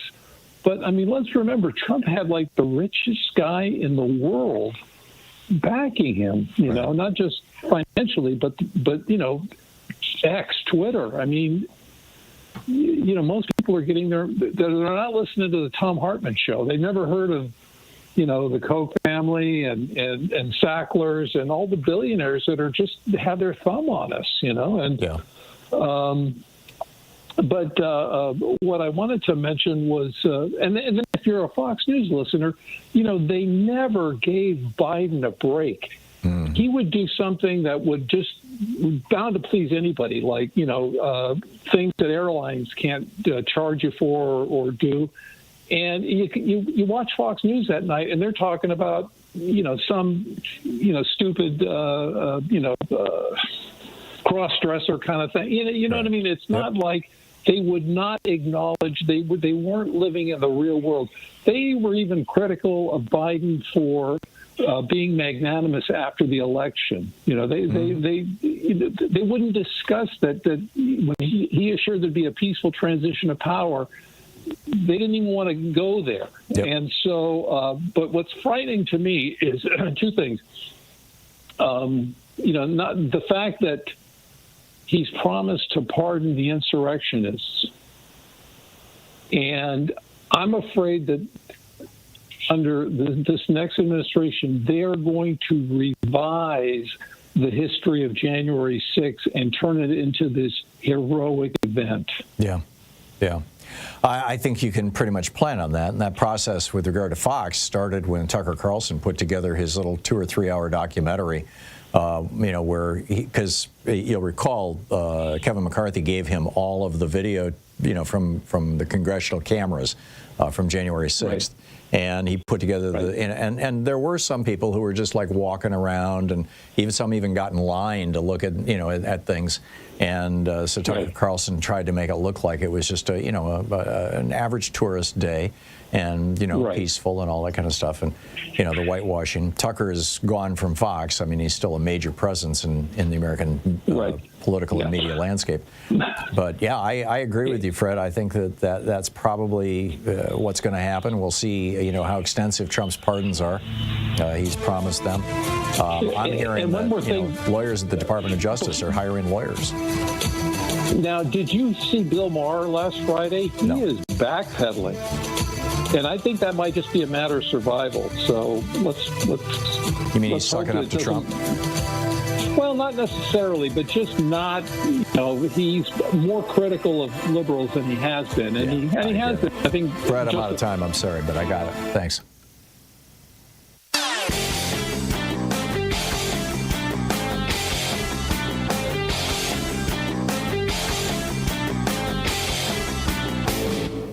Change starts with you. You can be calling your Democratic or Republican representatives to let them know what you think by calling 202-224-3121. It's the Capitol switchboard. It'll get you right through to them.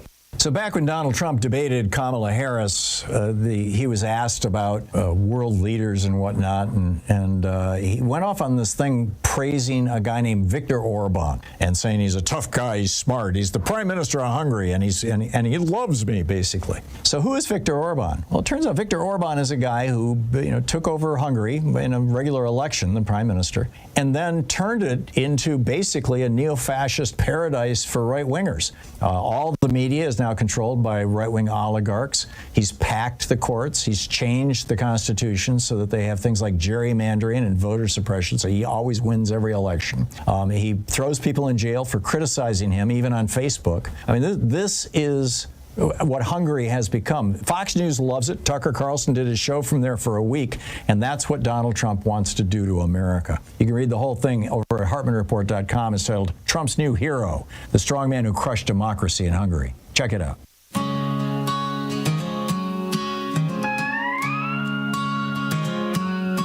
You're not free if you're old and deep in poverty. Social Security's there, but they want it to cease. You're not free if you're hungry and can't find a meal. SNAP's a lifeline, but they want to repeal. You're not free if you're struggling to survive when the basics of living are denied. Raise your voice, make it clear. Fight for freedom far and near. You're not free if you can't be healthy, fed, and living free. Welcome back. 25 minutes past the hour. The House Republicans have revived H.R. 9495. It failed to pass last week, but they tried to pass it using fast track, essentially, which requires a two-thirds vote, and they actually had 50 Democrats who supported it. I just don't think they knew what they were supporting. I doubt they will this time, but now they're going to do it through regular order, which means they don't need a single Democrat. All they need is all the Republicans.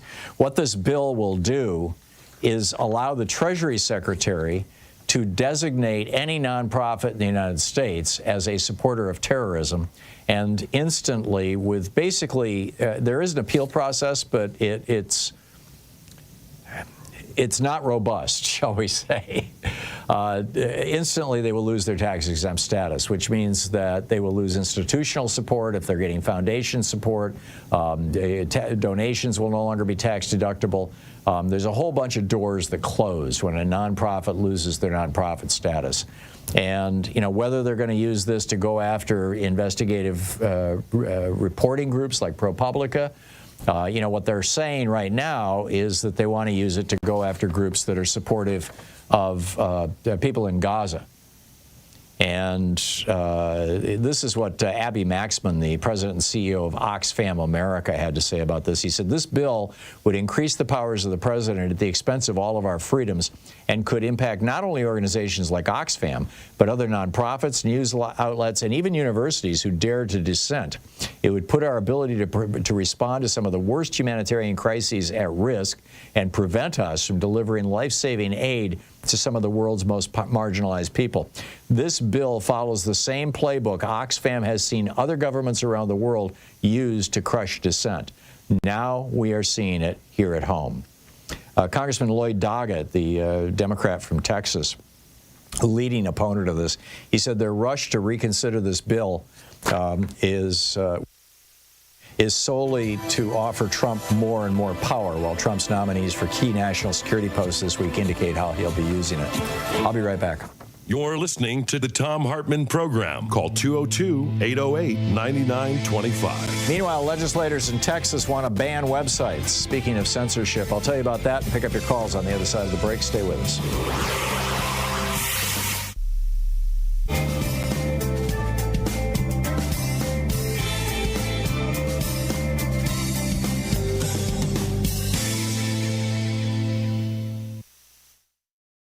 Our book today in the Thom Hartmann Book Club is by John Pavlovitz. It's titled, If God is Love, Don't Be a Jerk, Finding a Faith That Makes Us Better Humans. This is from the introduction titled, You Had One Job. If you want a good laugh, Google the phrase, you had one job. The results are a hilariously tragic parade of seemingly impossible fails, unfathomably poor planning, and face-palming inducing human error. A piece of melted cheese on top of a fast food burger bun, the word stop misspelled on a street crossing, a keep to the right sign with its arrow facing left, a toilet lid inexplicably installed below the seat itself. It's strange stuff. Seeing these stupefying train wrecks in task execution tends to elicit two responses, usually making you feel a little bit better about yourself while simultaneously wanting to track down the culprits in an effort to understand how they managed to neglect the primary duty assigned to them. We begin to speculate. Were they temporarily distracted? Did they not properly comprehend the instructions? Did they feel as though someone above them in the chain of command dropped the ball? Were they just plain lazy? When people miss the point so spectacularly, we want to know how and why, because that kind of failure feels impossible from the outside. It seems unfathomable to get the main thing wrong, and seeing it happen sparks our curiosity. I imagine Jesus knows well the curiosity that comes with watching people give clear direction lose their way. As a longtime Christian by aspiration, if not always in practice, I often envision an exasperated Jesus coming back and the first words out of his mouth to his followers as his feet hit the pavement being, "You had one job, love. So what happened?"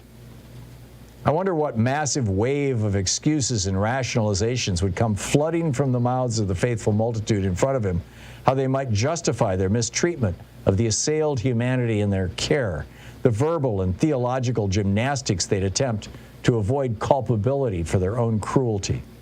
Would they stridently recite him a verse from Leviticus? Would they blame the liberal media for morally corrupting America? Would they talk about people's wicked lifestyle choices? Would they argue that they were loving the sinners in their midst, but simply hating their sin? Would they frantically offer up the same platitudes and parrot back the same partisan talking points that they've gotten used to brandishing on social media and proffering in Sunday school classes? And if all else failed to convince him, would they quote Jesus to himself in a desperate Hail Mary effort to pass the buck to him for what they did or failed to do while supposedly standing up for him? And there, fully seen in the piercing gaze of the namesake of their very faith tradition, with all their justifications and excuses exhausted and only their fully exposed hearts left, would any of their responses be sufficient reasons for refusing to love? When that was the singular task and primary commandment that he left them responsible for tending to? In my less compassionate moments, I admit that I like to picture it not going well for them. I know it's far less than admirable, let alone Christ-like. But some days my heart strangely warms at the possibility of a few billion brimstone-breathing evangelists, sanctimonious conservative politicians, and plank-eyed judgmental Christian neighbors all having to explain themselves in a sanctified flop-swept moment they can't exegete or gaslight themselves out of, and they all get what they have coming to them. But my self-righteous revelry doesn't last long. The mirror calls me out as I remember what I think I know about Jesus, and that rescues me from full-blown, unabated hubris. I begin to wonder what my excuses might be, how I'd spin the enmity I manufacture here, what story I'd come up with for not doing the one task we both know compromises a disciple's job description. And if I really believe what I'm supposed to believe, are any of my justifications sufficient? If God is love, and if Jesus is the perfect expression of that love, and if I'm supposedly trying to follow that Jesus, how could I be so love-impaired so frequently? How do I miss the singular point so consistently? It's not as if I didn't know what I was signing up for, like some lengthy online user agreement I blindly accept in haste, missing the bombshell fine print underneath. Having read the Gospels a few million times, give or take a few 100,000, I know the primary commandment is not something I need to excavate from cumbersome layers of foreign language translations and cultural mores of the time. Jesus himself clearly laid out the most important commandment for me and for everyone who's ever cracked open a Bible, and even most people who've never cracked open a Bible. And so we'd all understand what's being asked of us going in, so there would be no post-altar call buyer's remorse or deathbed claims of a sucker punch, bait and switch. Loving God and neighbor and self is the elemental stuff of Christian prayers, songs, T-shirts, and bumper stickers, and we know that. But as the master Morpheus said to protege Neo in the first and only truly great Matrix film, there is a difference between knowing the path and walking the path. Love is the path that Jesus laid out for us. The book, John Pavlovitz's If God is Love, Don't Be a Jerk, Finding a Faith That Makes Us Better Humans.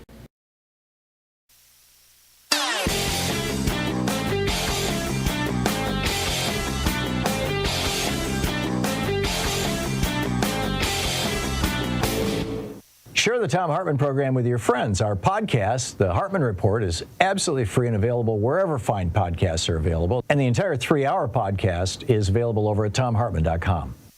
Recently, I did an op-ed and a little rant here about what happens when you raise the top income tax rate on morbidly rich people to 90%, and how, that helps reduce income inequality and funds the government and all kinds of good positive things. What about corporate taxes? We really need to go back to the 50% top corporate income tax rate that we had under Dwight Eisenhower, for example. The reason why is not on the assumption that we're going to collect all that money, but what it does is it causes corporations to change their behavior, to do things to try to get tax deductions so they don't have to pay that in taxes. And what are the main things they do? They develop new products. They do research and development. They become more competitive. They open up new stores. They pay their employees better. They offer better benefits. All of these things are 100% tax deductible and thus lower their corporate income taxes and help out America. You can read all about it over at HartmannReport.com.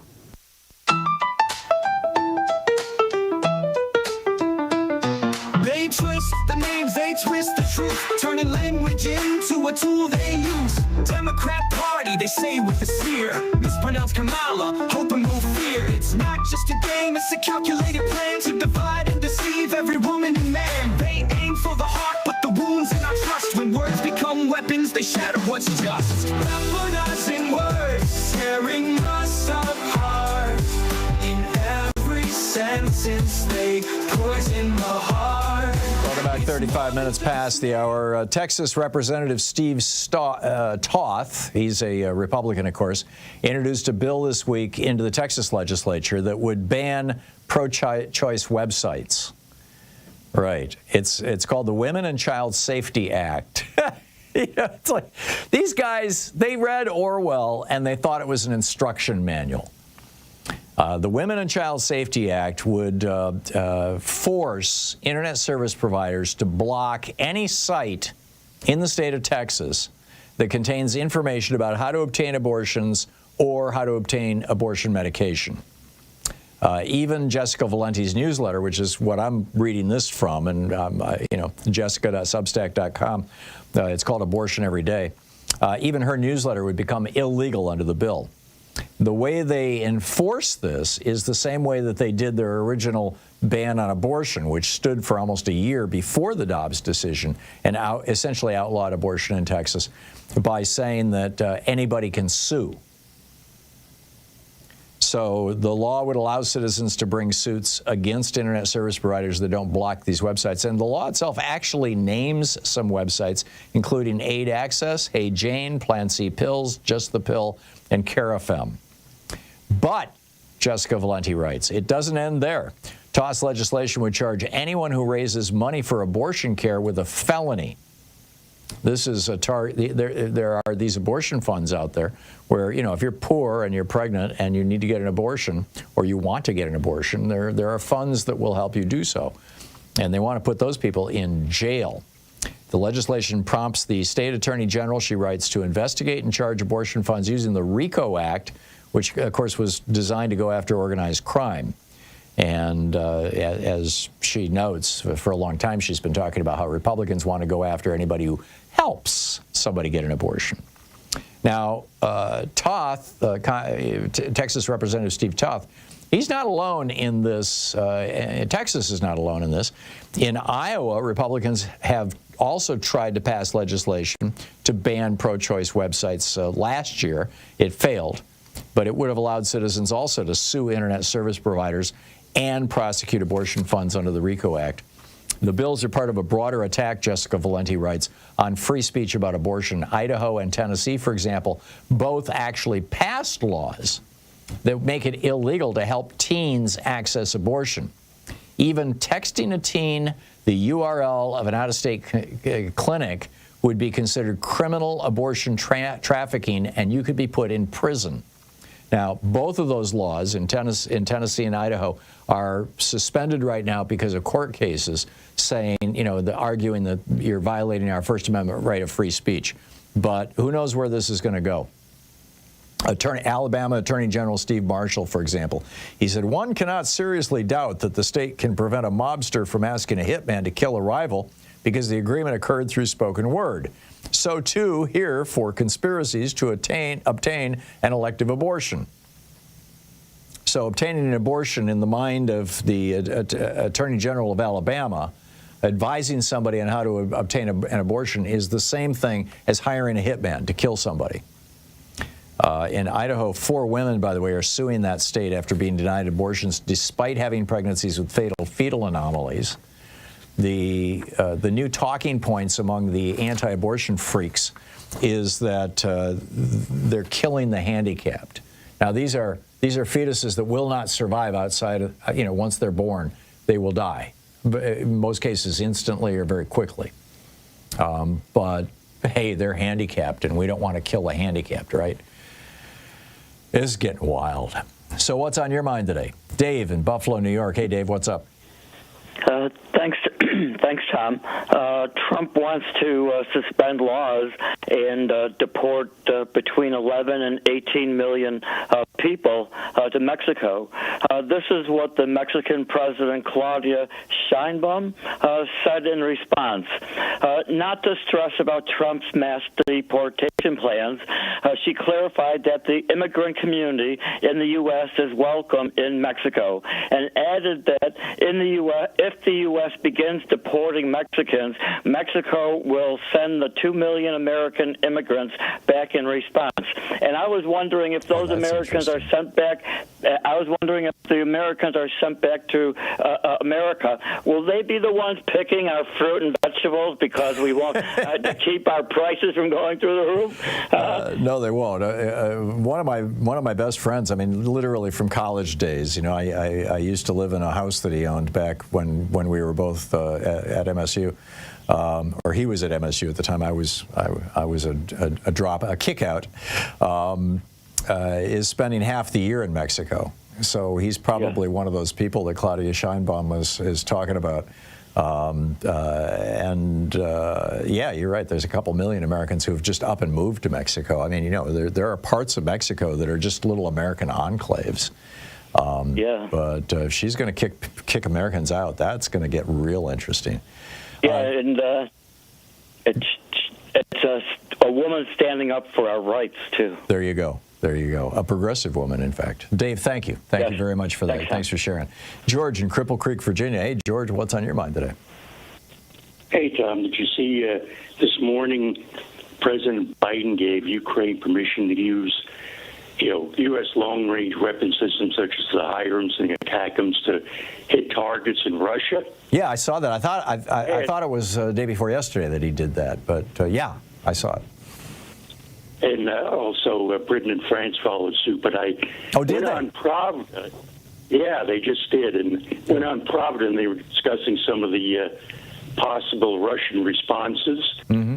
And some of them were Russia would strike F-16 and other NATO support bases in Romania and Ukraine. Russia would supply, like the Houthi rebels in Yemen and the Iranian surrogates with Russian long-range anti-ship cruise missiles so they could hit U.S. and NATO warships in the Red Sea and the Persian Gulf. Wow. And Russia would, conduct massive cyber attacks against U.S. and NATO energy suppliers and pipelines. And they thought the least likely response would be Russia's use of tactical nukes against Ukraine. All right. So it sounds to me, George, and you're the expert on this. You speak Russian and you read the Russian news sites and you have a background in intelligence. But it seems to me that Putin is running out of popularity, that this war has hurt him badly, and that he may be thinking, and he's in his 70s now, and there are some who suggest he's had a couple of health scares, that he may be thinking that a world war, non-nuclear, but a world war would be his best way of hanging on to power. What do you think? Yeah, same thing. Yeah, that's a well-known tactic. Same thing with Hitler. Mm-hmm. Same with some of the other dictators. To divert attention from problems at home, they say, "Oh, we'll have a nice little foreign war." Yeah. Well, it's what Reagan did. It's what Thatcher did. With the Falklands, with Thatcher, Reagan, Grenada. George Herbert Walker Bush with, with the Gulf Kuwait. War, etc. Yeah. So, and what's your assessment of the chances that Donald Trump may want to have his own little war if he starts experiencing a lot of push? Let's say Elon Musk actually starts the process of cutting Social Security or Medicare or other benefits that are very popular, and suddenly there's a lot of national pushback, and Trump decides, hey, it would be nice to have a little war. How does that play out in your mind? Well, that would be a possibility. I know maybe some of the, situations like in Syria or China, Taiwan. Yeah, it's a possibility if things go wrong and, you look for a distraction. It's a well-known tactic. Yeah. Yeah. In your opinion, did when Clinton inserted the United States into the Balkans, was that a legitimate response to an ongoing, ethnic cleansing / genocide, or was that an attempt to distract us from Monica Lewinsky? I've heard the latter argument from Republicans. Right. I think it was the tail wagging the dog scenario. Although there were, since Serbia was conducting that, ethnic cleansing, I think there was some justification for his attack against Serbian military. Yeah. Yeah, I get it. I think it was a two-pronged, basically distracted attention from problems, his sexual assault problems and all that. But right. It didn't hurt. Yeah, it would be interesting to see how things play out. Yeah, I agree. George, thank you for the call. I always look forward to your insights. I really appreciate it. Same thing here, Tom. Keep up the good work. Thank you. I'll do my best, George. We'll be right back. It's 45 minutes past the hour. Back with more of your calls in just a moment. Stay with us. You're listening to Thom Hartmann. Visit ThomHartmann.com for audio and video archives. Exposing the con in conservative. I'll be right back with you. Stay tuned.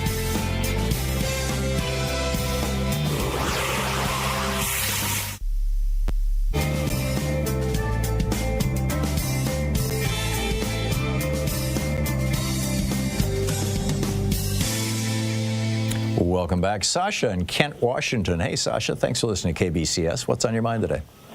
Hey, Tom. Well, I am just flummoxed by all of us blandly, unquestionably accepting those election numbers. I mean, such outliers from 30 years of how the numbers played out. It's making me nuts. I mean, okay, propaganda works, and when you disable all the safety nets of democracy and dumb down the nation and incite people, that will change. But what about all those Republican governors? They threw hundreds of thousands of people off the voter rolls. Right. That adds up to millions. I mean, I think Don's little secret is this. Yeah. And we're keeping it. I agree. I think that, and that's just good old-fashioned voter suppression. They're doing it right out in the open. It's been approved by the Supreme Court. And, it doesn't require any kind of conspiracy theory to, or elaborate computer programming or anything else. They'll just... But we should at least talk about it instead of reverently pretending these numbers are real. I agree, and the corporate media refuses to discuss it. In part, Donald Trump's election denial around 2020 has basically made any discussion of the possibility that an election was stolen fairly radioactive, and that's a very, very real problem. Sasha, thanks for the call. I agree with your sentiments. Appreciate the call. Larry in Los Angeles. Hey, Larry, what's up? Tom, my question is, what is new with Judge Merchan and the 26 women who accused Trump of sexual assaults? Anything new on those cases? To the best of my knowledge, none of those 26 are actively engaged in lawsuits against Trump or prosecutions against Trump. They're merely people who in the past have made allegations. I may be wrong on that. I'm not a careful student of this, so double check me. But I believe that that's the case. With regard to Judge Merchan, he had originally moved sentencing back to early November. When Trump won the election, he's moved it back, I believe, to late November or early December. And now it's not a sentencing decision that he's going to decide, although that's a part of it. He's also going to decide whether to sentence at all or whether to even void the conviction. And, I think that he's concerned about his own future and safety. He's also concerned about the legality of it all, that Trump would just come in and stomp that thing out anyway. I doubt he wants the Attorney General coming after him and his daughter. Although, frankly, I think that even if he were to exonerate is the wrong word, but even if he were to drop his this case against Trump and declare it null and void, I don't think that's going to stop Trump from hating him and wanting to get revenge. He spoke sternly at Trump in the courtroom, and Trump holds grudges for years. So I have a feeling Juan Merchan is going to go through some things, in the coming year. But we'll see. We'll see. That's all I know, Larry. Okay. Anything new about Avenatti? I don't know. I not to the best of my knowledge. Larry, thanks for the call. It's, 10 minutes before the hour. I'll be back with you in 60 seconds. Stay with us.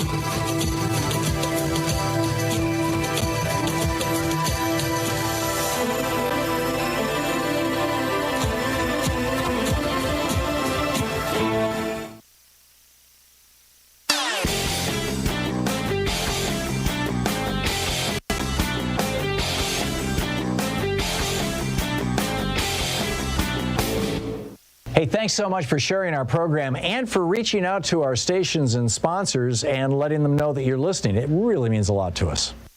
So MAGA Mike and the Republicans want a religious test for people running for public office. They want to know that you are sufficiently Christian to be worthy of being elected.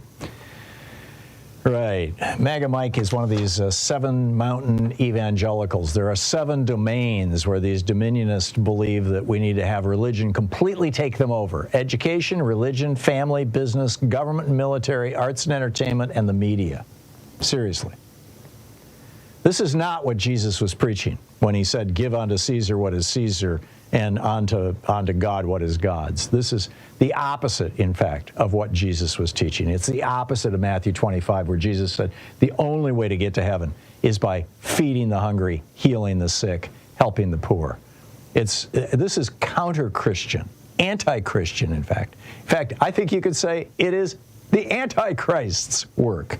There's a piece about it over at HartmannReport.com. Check it out.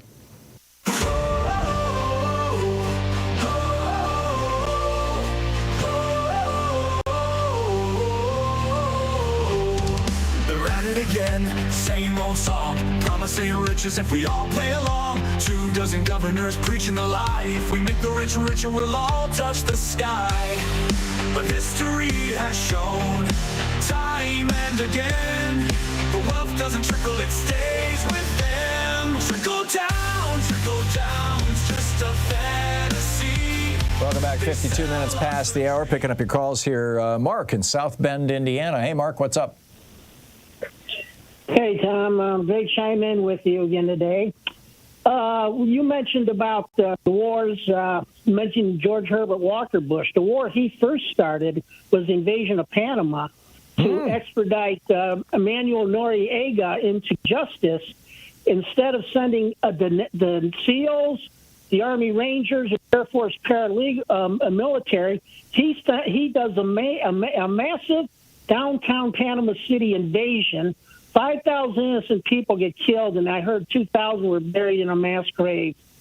Yeah, I recall that, and apparently the story was, and I never followed up on this, so I don't know what came out from subsequent investigations, but the story was that Noriega had been laundering money for a bunch of American billionaires who were in tight with the Bush family. And that's why, and Noriega was about to spill the beans, or as his way of hurting George Herbert Walker Bush and his family, and that's why Bush took him out. Do you know anything about that, Mark? No, this is the first I heard of it. Something else I want to chime in on: when they passed the 1983 Social Security Act, one thing that is a lot of people work good manufacturing jobs 20 or 30 years.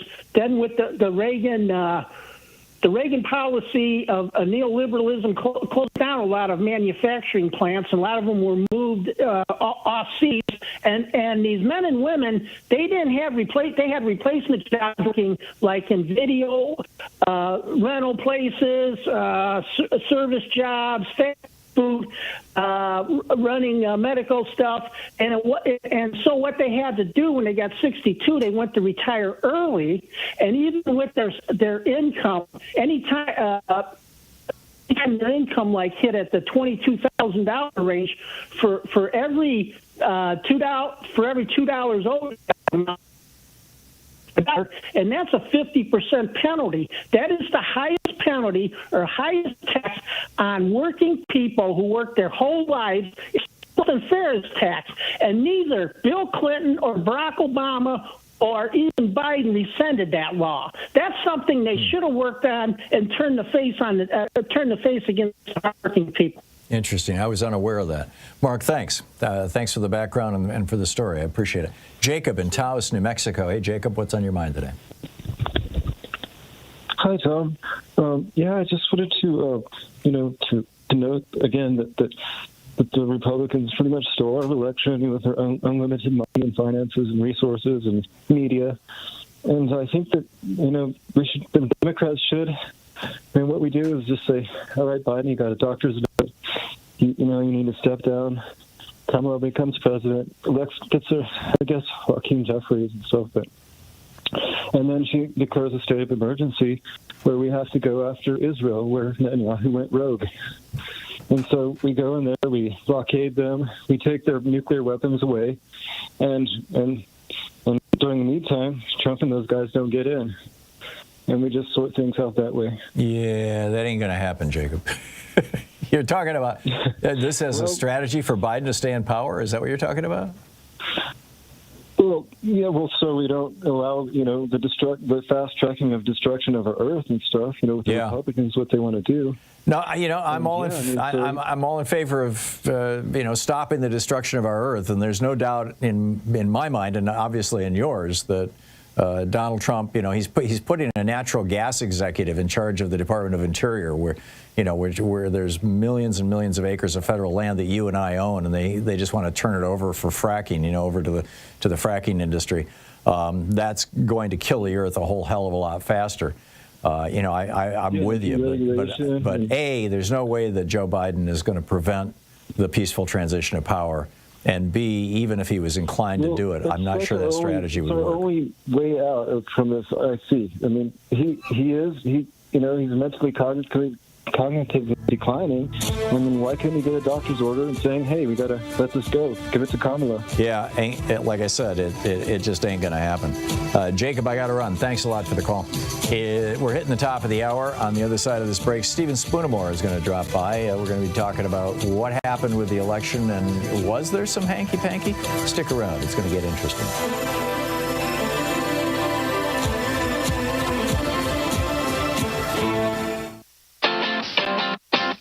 You're listening to Thom Hartmann. In addition to bringing you the Thom Hartmann Program here on Free Speech TV and Video Media Online, we also have a whole set of ways you can interact with us and tools you can use to spread the word about the importance of democracy and the threats to it in our republic. First, there's your daily homework. Sue Nethercutt puts together a daily email newsletter that has a link to every story I discuss on the air.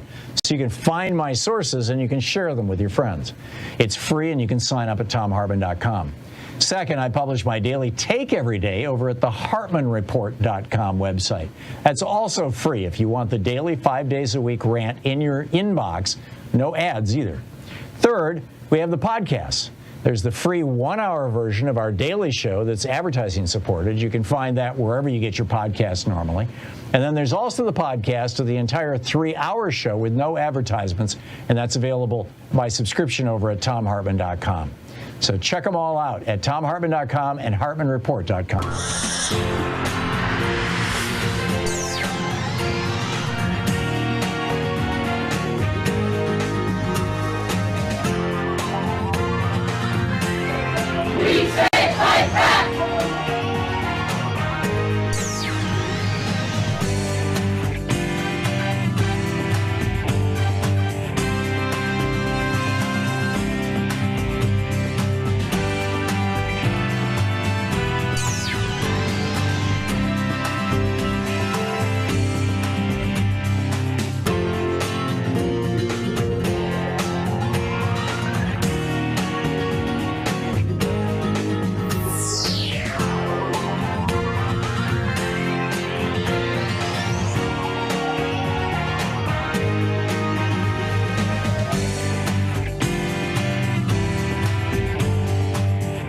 book today in the Thom Hartmann Book Club is The Age of Illusions, How America Squandered Its Cold War Victory by Andrew Bacevich. This is from the introduction. Without the Cold War, what's the point of being an American? Henry Rabbit Angstrom, novelist John Updike's late 20th century everyman, posed that question just as the long twilight struggle was winding down. More than a quarter of a century later, Rabbit's plaintive query still awaits a definitive answer. Indeed, the passage of time has only sown confusion about whether there is a point to being an American. Even as the Cold War was ending, Updike's surrogate was not alone in feeling at a loss. By the 1980s, the Cold War had become more than a mere situation or circumstance. It was a state of mind. As had Rabbit, most Americans had come to take its existence for granted. Like the polar ice cap or baseball's status as the national pastime, it had acquired an appearance of permanence, so its passing caught Rabbit's fellow citizens unawares. Those charged with managing the Cold War were, if anything, even more surprised. The enterprise to which they had devoted their professional lives had suddenly vanished. Here was a contingency that the sprawling U.S. national security apparatus, itself a product of the anti-communist crusade, had failed to anticipate. At one level, of course, the surprise could not have been more gratifying. In the epic competition against pitting West against East, the God-fearing against the godless, and democracy against totalitarianism, our side had won. All-out nuclear war had been averted. The cause of freedom, which Americans felt certain they themselves embodied, had prevailed. Victory was decisive, sweeping, and unequivocal. In another sense, however, the passing of the Cold War could not have been more disorienting. In 1987, a senior advisor to Soviet leader Mikhail Gorbachev had warned, "We are going to do a terrible thing to you. We are going to deprive you of an enemy." As the Soviet Union passed out of existence, Americans were left not just without that enemy, but without even a framework for understanding the world and their place in it. However imperfectly, the Cold War had, for several decades, offered a semblance of order and coherence. The collapse of communism shattered that framework. Where there had been purposefulness and predictability, now there was neither. Winning the Cold War brought Americans face to face with a predicament comparable to that confronting the lucky fellow who wins the Mega Millions lottery. Hidden within an apparent windfall is the potential for monumental disaster. Putting that windfall to good use while avoiding the pitfalls inherent in suddenly acquiring riches calls for prudence and self-awareness. Not easily demonstrated when the big house, luxury car, and vacation condo you've always wanted are yours for the asking. Similarly, the end of the Cold War might have given Americans pause, especially since the issues at hand were of considerably greater significance than homes, cars, and condos. At least in theory, the moment might have invited reflection on some first-order questions. What is the meaning of freedom? What does freedom allow? What obligations does it impose? Whom or what does it exclude? Of course, Americans had been wrestling with such questions since well before 1776, their answers evolving over time. During the several decades of the Cold War, however, the exigencies of the East-West rivalry had offered a reason to throttle down impulses to explore America's furthermost boundaries, or freedom's furthermost boundaries. Except on the fringes of American politics, most citizens accepted the word from Washington that their way of life was under grave threat. In the pecking order of national priorities, addressing that threat, defending freedom rather than enlarging it, tended to take precedence over other considerations. This is not to suggest that Cold War Americans were a complicated lot. They were not. From the 1950s, misleadingly enshrined as a decade of conformity, through the Reagan-dominated 1980s, domestic crises and controversies were constants. Among the issues energizing or enraging Americans were civil liberties, the nuclear arms race, mismanaged wars of dubious provenance, challenges to artistic tradition, left-wing and right-wing radicalism, crass materialism that coexisted with widespread poverty, and a host of simmering issues connected to race, sex, and gender. Yet through it all, an uncommon outlook centered on resistance to the red threat endured. For most citizens, most of the time, the Cold War itself was sufficient to explain the point of being an American. The collapse of the Soviet Empire between 1989 and 1991 robbed that outlook of its last vestiges of authority. Rarely, if ever, had the transition from one historical period to another occurred quite so abruptly, with such a precise set of demarcations, and with such profound implications. As if in an instant, the discipline that the Cold War had imposed vanished. The absurdity of defining reality as an either-or choice, red or dead, slave or free, good versus evil, now became blazingly apparent. The impact on American ambitions and expectations was akin to removing the governor from an internal combustion engine.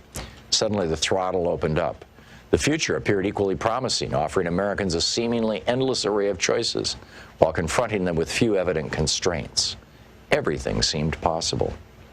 Confident that an era of unprecedented U.S. economic, military, and cultural ascendancy now beckoned, members of an intoxicated elite threw caution to the winds.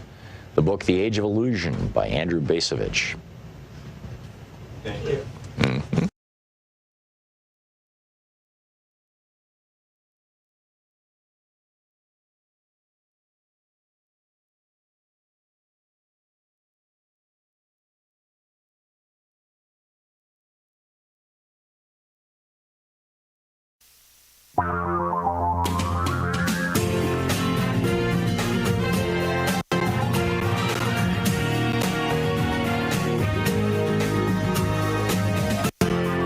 This is the Thom Hartmann Program. Welcome to the third hour of our program. Hang on just a second. Let me get into producer mode here and put Stephen on the air. On the line with us is Stephen Spoonamore. He's a data security expert and whistleblower. Website substack.com/@Spoonamore, SPOONAMORE. He's also on Twitter, Threads, and Blue Sky @Spoonamore. And Stephen has been on our program back in 2008 and 2012 following those elections. Stephen, welcome back to the program. Thanks, Tom. How are you? I'm fine. Back in the day, you and I were talking about how in the 2004 election, for example, we were concerned about how Ken Blackwell shipped the results of the Ohio election off to some other state. You'll have to remind me. Kentucky? Yeah, that's what I thought. Mm-hmm. Off to Kentucky, and then when they came back, all of a sudden, John Kerry had lost. And I recall in the 2006 election, I used to live in Georgia, and when I think it was the 2006 election, when Max Cleland was polling 2002, thank you. Yeah, because I was living in Atlanta at the time. In the 2002 election, Max Cleland, the war hero, was polling 2 points ahead, and David Perdue, as I recall, was polling 2 points behind. There was a four-point Chambliss. spread. Saxby Chambliss. Thank you very much. Saxby Chambliss, yeah. That was the Saxby Chambliss Cleland swap. Mm-hmm. Yeah, and Cleland had left 3 limbs on the ground in Vietnam. He was a genuine war hero, and Chambliss was attacking him as being unpatriotic. And Chambliss won that election by the exact opposite. It was as if somebody had flipped the election upside down. I recall we talked about that. This time around, there's this thing called bullet ballots, and those things had me scratching my head, and I'm still not sure, what's going on here. I'm trying to be skeptical and agnostic about all this stuff. I've been, and I think that one of the things that I'm glad that Ziegler's, book was promoted ahead of me. Yeah, I mean, I've always said it's like my expertise is in building hardware, and I've built a lot of it, and a lot of it is been used and customized so that it does multiple things, both what the user sees it's doing, and underneath it has other activities going on to back up law enforcement or find money laundering or do audits. So I was explaining to people, computers are, and they're getting denser and denser. So I am going to own that my initial nomenclature of saying it's a bullet ballots or a drop-off vote, I was conflating them. And let me explain what the two things are. And we don't know which it is until the ballots are actually inspected. A bullet ballot is a ballot which actually exists. It's on paper. Hopefully on paper, that only has one selection in one race.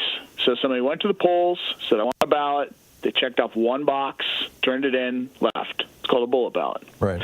And typically, and the ones we're talking about here are people who just voted for Trump. Correct, except that I'm increasingly thinking, in a lot of cases, the bullet ballot isn't there. The hack could have unfolded two ways. One, the e-poll books, which are all networked, all online, statewide, and it turns out most of them had very easy access for Mr. Musk because they're also were being backed up across Starlink. Have to be checked that a voter went there. Well, okay, there's two theories. One, toward the end of the day, they have great voter profiling on everybody. Musk had his lottery and built this list of people who had pledged to vote for Trump. They know who's actually voted because the poll book data is in front of them. So they can very accurately project what the outcome of the state was going to be. Say, we're about 30,000 votes short. Great. So you check the box on 30,000 lottery pledged Trump voters. And then, provided you have a hack in the tabulator, you add 30,000 votes in the matching precincts of those tabulators. It is a pretty sophisticated attack. And I tell people, they say that sounds, and some people think it's nuts. But I have actually run operations larger than that, where we have infiltrated hundreds of credit card machines on behalf of the company that wants us to do so. The credit card machine is doing its proper job, just like the e-poll book and the tabulator were, but it's also sending out additional data that we are hoping is stolen by gangs, that we are tracking that data to find them. And we've done this in the numbers of hundreds. Right. So here you have a perfectly functional machine that's also doing additional and nefarious activity underneath it. Yeah. So I get all that, and okay. What you're suggesting essentially is that there might have been some hanky-panky around this election, that statistically there were more people just voting the bullet ballots, more people just voting for Trump in the swing states than not in the swing states. That there was an anomaly by orders of magnitude. But also, the flip side of that, Stephen, is that these right-wing billionaires dropped. Nobody knows the numbers yet, and an awful lot of this is dark money that we'll never know. But several $1 billion into those 7 swing states in massive advertising, which could that not just also easily account for people being motivated to just go in and just check the box for Donald Trump and that's it? Fantastic. Then let's hand recount some ballots. We'll find out. And I presented in my letter to Ms. Harris. Look, you take Arizona and Nevada, both of which have these extraordinary numbers of just Trump votes. 5.5% of his total, close to 7% of his total in one state. Right across the border from those states in Utah, Oregon, Idaho, who have the same media markets, you're bounding those states. The averages are 1/5 of 1%, 1/10 of 1%, which is the normal thing you see in a presidential election. So the media market, why is it so much different the moment you cross the border? And by the way, Caddo to Utah, I've never seen that complete. The state of Utah, less than 1/100th of 1% of Utah voters do not fill out their whole ballot. Wow. Well, Utah has, it's so Mormon. Utah, they have this tradition. Voters. Yeah, they have a real tradition of social engagement. They're dedicated voters, and I respect that. Yeah, me too. And it's promoted by the Mormon Church there. But so what you're saying is that in specifically in those 2 states, in Arizona and what was the other one? Nevada. We saw 5 and 7% of the ballots were people who only voted for Trump. That is what the numbers are showing us, and all I got to do is actually do a hand recount, and great. I've said, prove me wrong. Yeah. Great. Yeah. It's so easy to do. Yeah. So, yeah. it's hard to argue with that. I mean, now on the other hand, Donald Trump and his buddies yelling for 4 years now that the 2020 election was stolen from him, have really tarnished the reputation of anybody who dares suggest that there might be something wrong with our election systems.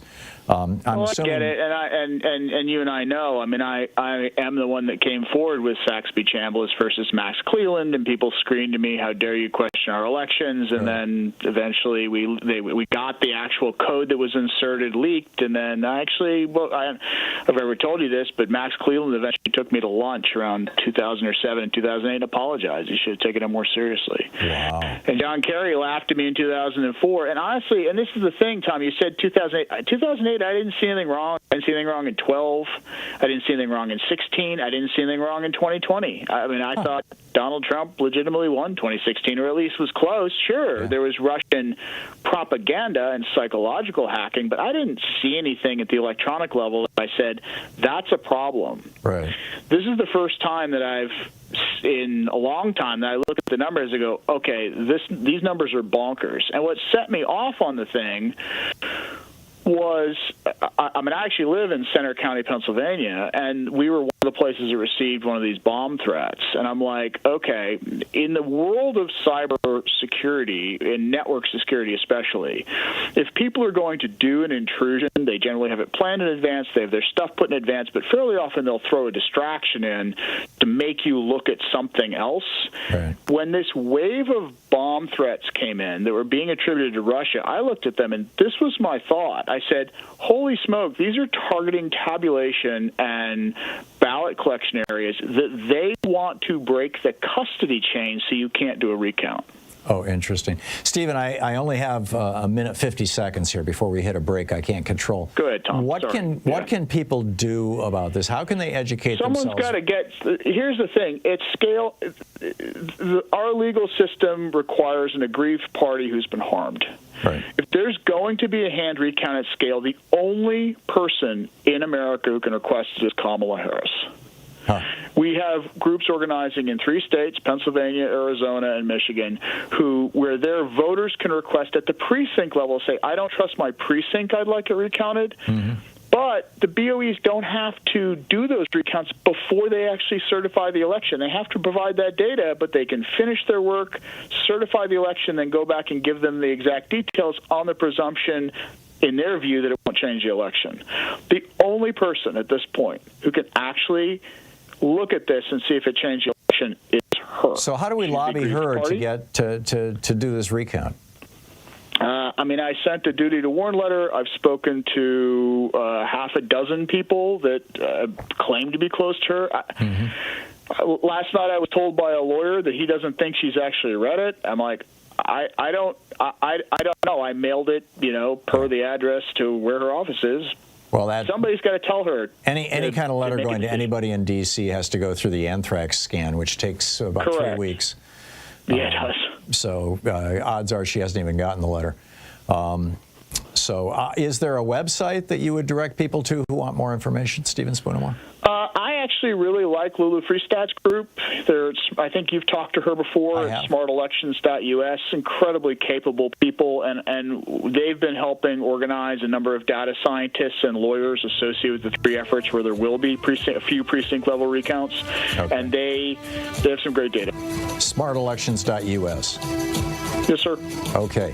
Stephen Spoonamore. Stephen, it's always a pleasure talking with you. Thank you so much for the great work you're doing. Keep up your great work. Thank you. Back at you. We'll be back. Thank you, Stephen. I'll be back with the rest of you here in just a minute with more of the news of the day and your calls. Stay tuned. This is the Thom Hartmann Program. You can find Stephen, by the way, on Twitter, Threads, and Blue Sky at Spoonamore, Spoonamore.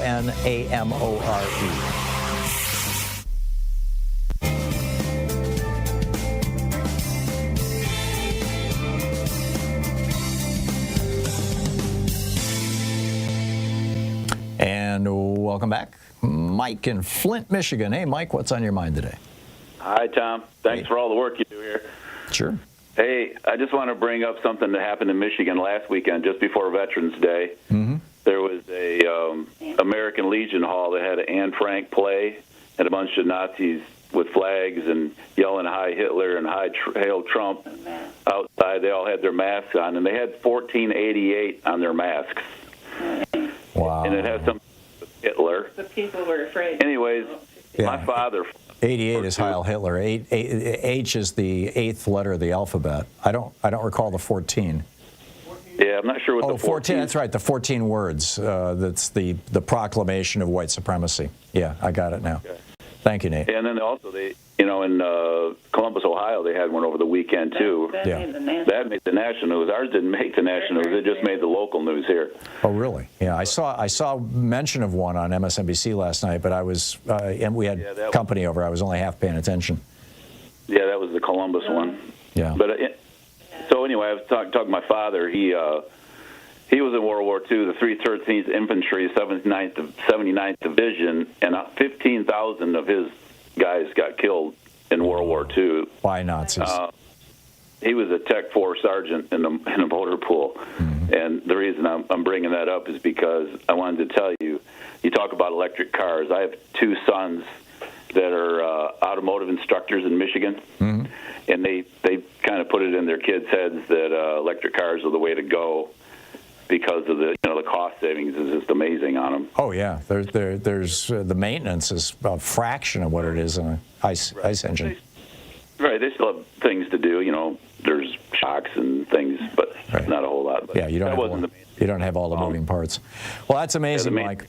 That's amazing. Mike, I got to move along, but thank you for sharing that information with me. It deserves a wider audience, and I'll be trying to give it to it. Thank you very much. David in Tulsa, Oklahoma. Hey, David, what's up?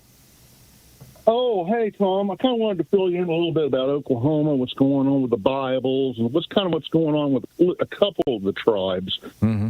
First of all, Governor Stitt was the one that appointed Ryan Walters. He's the guy that wants to buy the Trump Bibles. I think he did, didn't he? Didn't he buy like 500? Yeah, they got.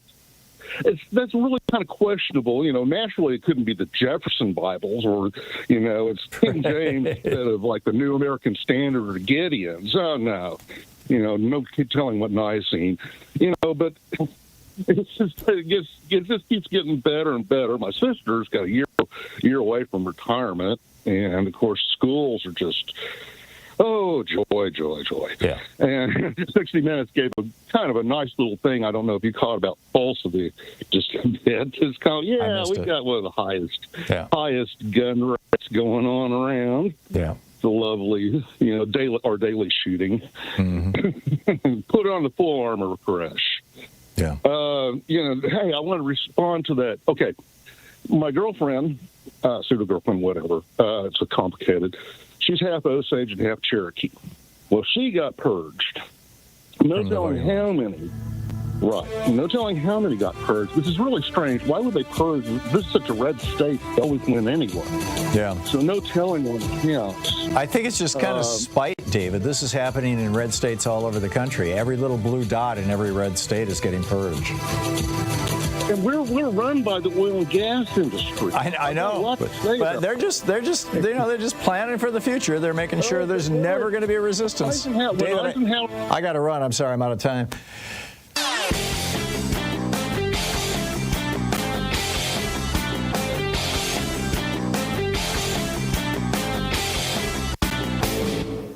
Missed my opening rant today? It's usually published over at HartmannReport.com, where you can read it and share it with your friends for free. Check it out, HartmannReport.com.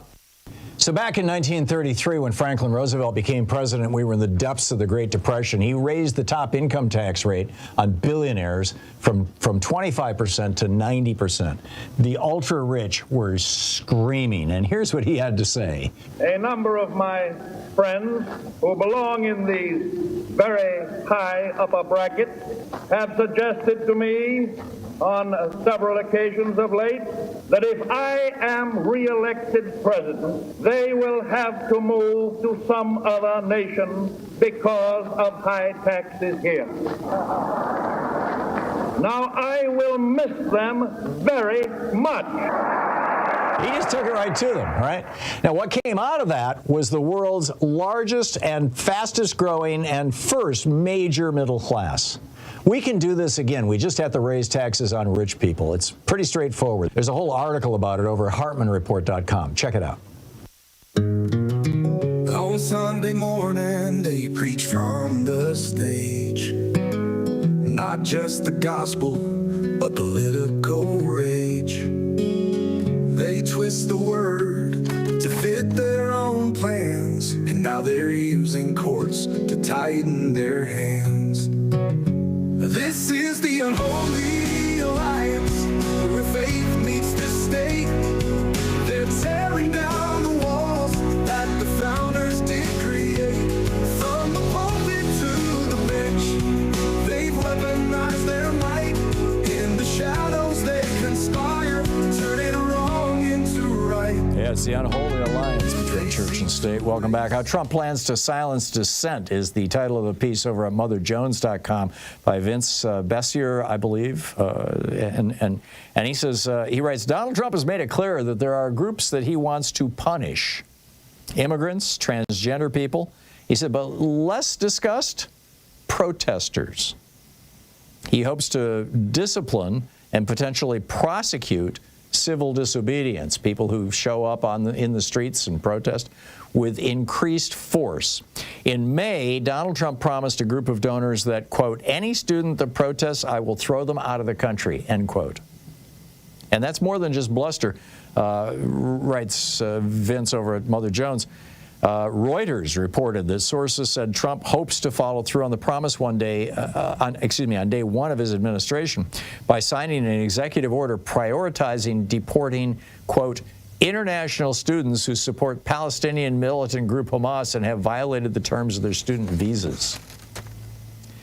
One piece of the potential infrastructure, I mentioned this in the first hour of the program, is this Stop Terror Financing and Tax Penalties of American Hostages Act. This is the law that's probably going to be voted on this week that gives the Treasury Secretary the power to designate a nonprofit as a supporter of terrorism and strip them of their nonprofit status.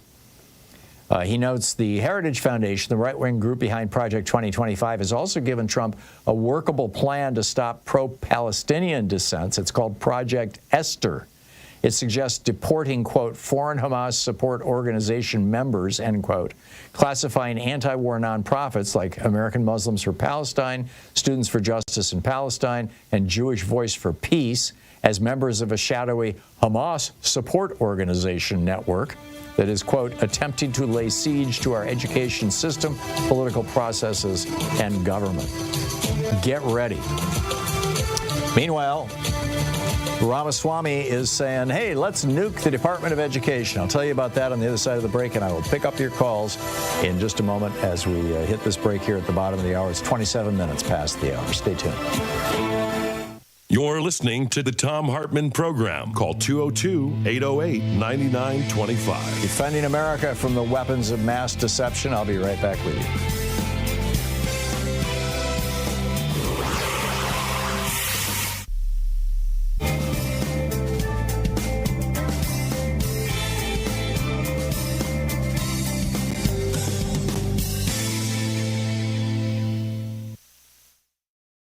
It's the Thom Hartmann University Book Club. Today we're reading from Seize the Time, the story of the Black Panther Party and Huey P. Newton by Bobby Seale. This is from page 85, a subchapter titled Huey Backs the Pigs Down. And there are a few words in here that I'll be filling in, as it were. They're walking, he says, one day as we were walking out of the office, I guess we'd been there about a month or so, a pig passed by. He saw us coming out of the office with shotguns and pistols on our sides. About 6 or 7 of us came out of the office there in the daytime, and we looked at the pig as he passed by, and he jumped on his radio because he saw us coming out of the office with these pieces and stuff. We had just finished field stripping weapons, learning about 00 buckshot, learning about the 9mm and the .45, and having a political education session. We had a .45 and a .357 Magnum in the group and a couple of M1s. We had 3 or 4 shotguns by then. We bought up guns like a son of a bitch then. The pig went down 2 blocks and turned around, came back up the other side of the street. They were building rapid transit, BART, right down from Grove Street there, and we went up the other side of the boulevard and came back. We readily assessed that the pigs were ready to see what the F was happening, that this pig had radioed in, and he was running it down, how he had, quote, seen some N-words come out of a place here with some guns and blop, blop, de bloop, et cetera, come out of this office with guns and stuff. He was radioing into other pigs to help get them. Huey had his father's car that day, and he goes through that whole thing. So anyhow, the police pull him over, and Huey got in the car, and the pig came up to the window. You have any driver's license? So Huey rolled the window down. That wasn't more than a 3 or 4 inch crack in the window. Huey handed his license out the window. Is this your true name, the pig said? And Huey said, yes, that's my true name, Huey P. Newton. Is this your true address, 841 47th Street? And Huey said, yep, that's my true address, 841 47th Street. And what are you doing with the guns? And Huey said, what are you doing with your gun? This particular pig decided he wasn't going to argue, so he went back and got his little writing pad there where they fill out S-word. Your true name is Huey P. Newton? Huey said, that's right. The pig wrote it down. Your true address is 841 47th Street? Huey said, that's right. The pig then looked at his license. What's your phone number? And Huey said, 5, and stopped and wouldn't say anything else. And the pig said, 5 what? And this is when all the S-word between the pig and the party and the pigs began. Huey said, the Fifth Amendment, you ever heard of it? Don't you know about the constitutional right of a person not to testify against himself? 5, I don't have to give you anything but my identification, name, and address, so therefore I don't even want to talk to you. You can leave my car and leave me alone. I don't even want to hear you. What do you mean, the pig said. And Huey said, just what I said. The constitutional right of any man is that he doesn't have to testify against himself. And Huey had a big M1 sitting to his right with his hand on it. I had this 9mm sitting beside me, and Huey had this M1 at his side. Huey was driving. 4 other brothers were in the back seat. One of them was Bobby Hutton. They were being quiet because Huey told him to be quiet. And the pig is going crazy. He's by himself, and Huey's got all these black N-words in the car going for the MFer. Meanwhile, while the pig is trying to get bad, 3 cars drove up behind us and 1 in the front. Some more were in the driveway. Blop, blop, blop, de blue. Then another car came in front of us. A pig jumped out of the car, walked up to our car, and said through the crack in the window with a hoggish voice trying to sound intimidating, what's going on here? And Huey said, the same basic procedures that are supposed to go on. Huey rolled the window down another 5 or 6 inches. The pigs were looking at the guns in the car. Can I see that pistol there? One of the pigs said. No, you can't see it, Huey told him. I was beginning to get skeptical about what was happening because he pointed to my 9mm pistol.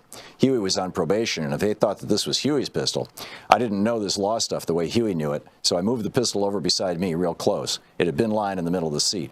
I said, no, you can't see it. Huey said, no, you can't see the pistol, nor this, pointing to his rifle. And you don't want to look, and I don't want you to look at it. You don't have to look at it. Is that your pistol? He asked Huey. And I said, no, it's not his pistol, it's my pistol. I said that because I was thinking the man's going to jump on Huey because he already told me about the probation law. If he gets caught with a pistol, he's burned. But if he gets caught with a rifle, the man can't mess with him because his probation officer told him he can carry a rifle or shotgun and he couldn't stop him. The pig said, can I see it or not? So Huey said to me, I'll talk. And then he said to the pig, no, you can't see the pistol. Get away from the car. We don't want you around the car, and that's all there is to it. Well, I can ask him if I can see his pistol or not, the pig says. So I says, well, you can't see my pistol. The MFers tried to get indignant. They were blabbing and oinking to each other about who in the hell we thought we were, and Constitution my ass, they're just turning it around. Then the pig said to Huey, who the hell do you think you are? Look, damn it, Huey said. He opened the car door. This is where Huey got mad. I mean, you have to imagine this N-word. He got mad because these dogs were going to carry on and they were bracing up like they were bad. Huey didn't go for this at all. Huey got very mad.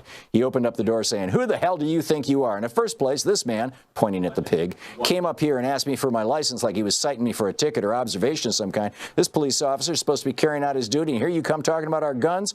Huey put his hand around his M1 rifle and continued, we have a constitutional right to carry the guns, and anyway, I don't want to hear it. The pigs backed up a couple of steps, and Huey was coming out of the car. Huey had his hand back in the car getting his M1. And you know, if you've ever seen Huey, he gets growly but articulate. He came out of the car with his M1. Huey knows this law so well that he wouldn't have had the one M1 loaded inside the car. So he came out of the car, he dropped around into the chamber right away. Clack, clop. Who do you think you all are anyway? Huey said to the pigs. And the pigs were all on the sidewalk harassing all the brothers and sisters who gathered around. You move on down the street, said the pig. Huey started interrupting. You don't have to move down the street. Don't go anywhere. These pigs can't keep you from observing. You have a right to observe an officer carrying out his duty. And these pigs, they listen to all this S-word, and it goes on from there. It's a great story. Seize the Time by Bobby Seale.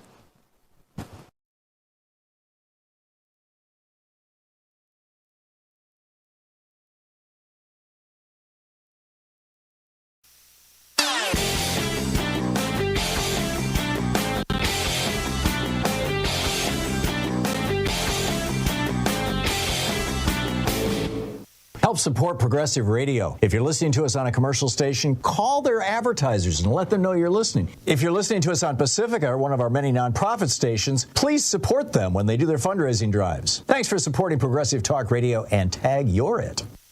People in the Rust Belt states know all about tariffs. They know that tariffs kept jobs in the Rust Belt states for centuries, literally, that America was built on tariffs.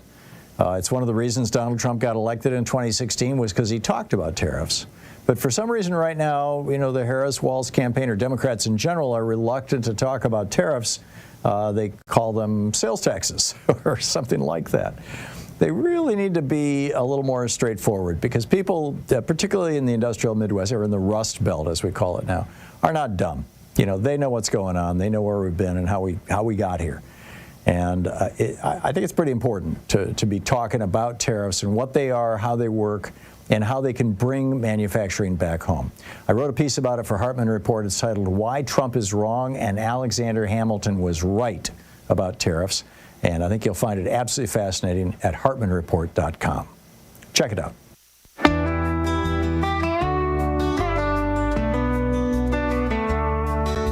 The storm is coming, can't you see? Trump's back with a blueprint for tyranny.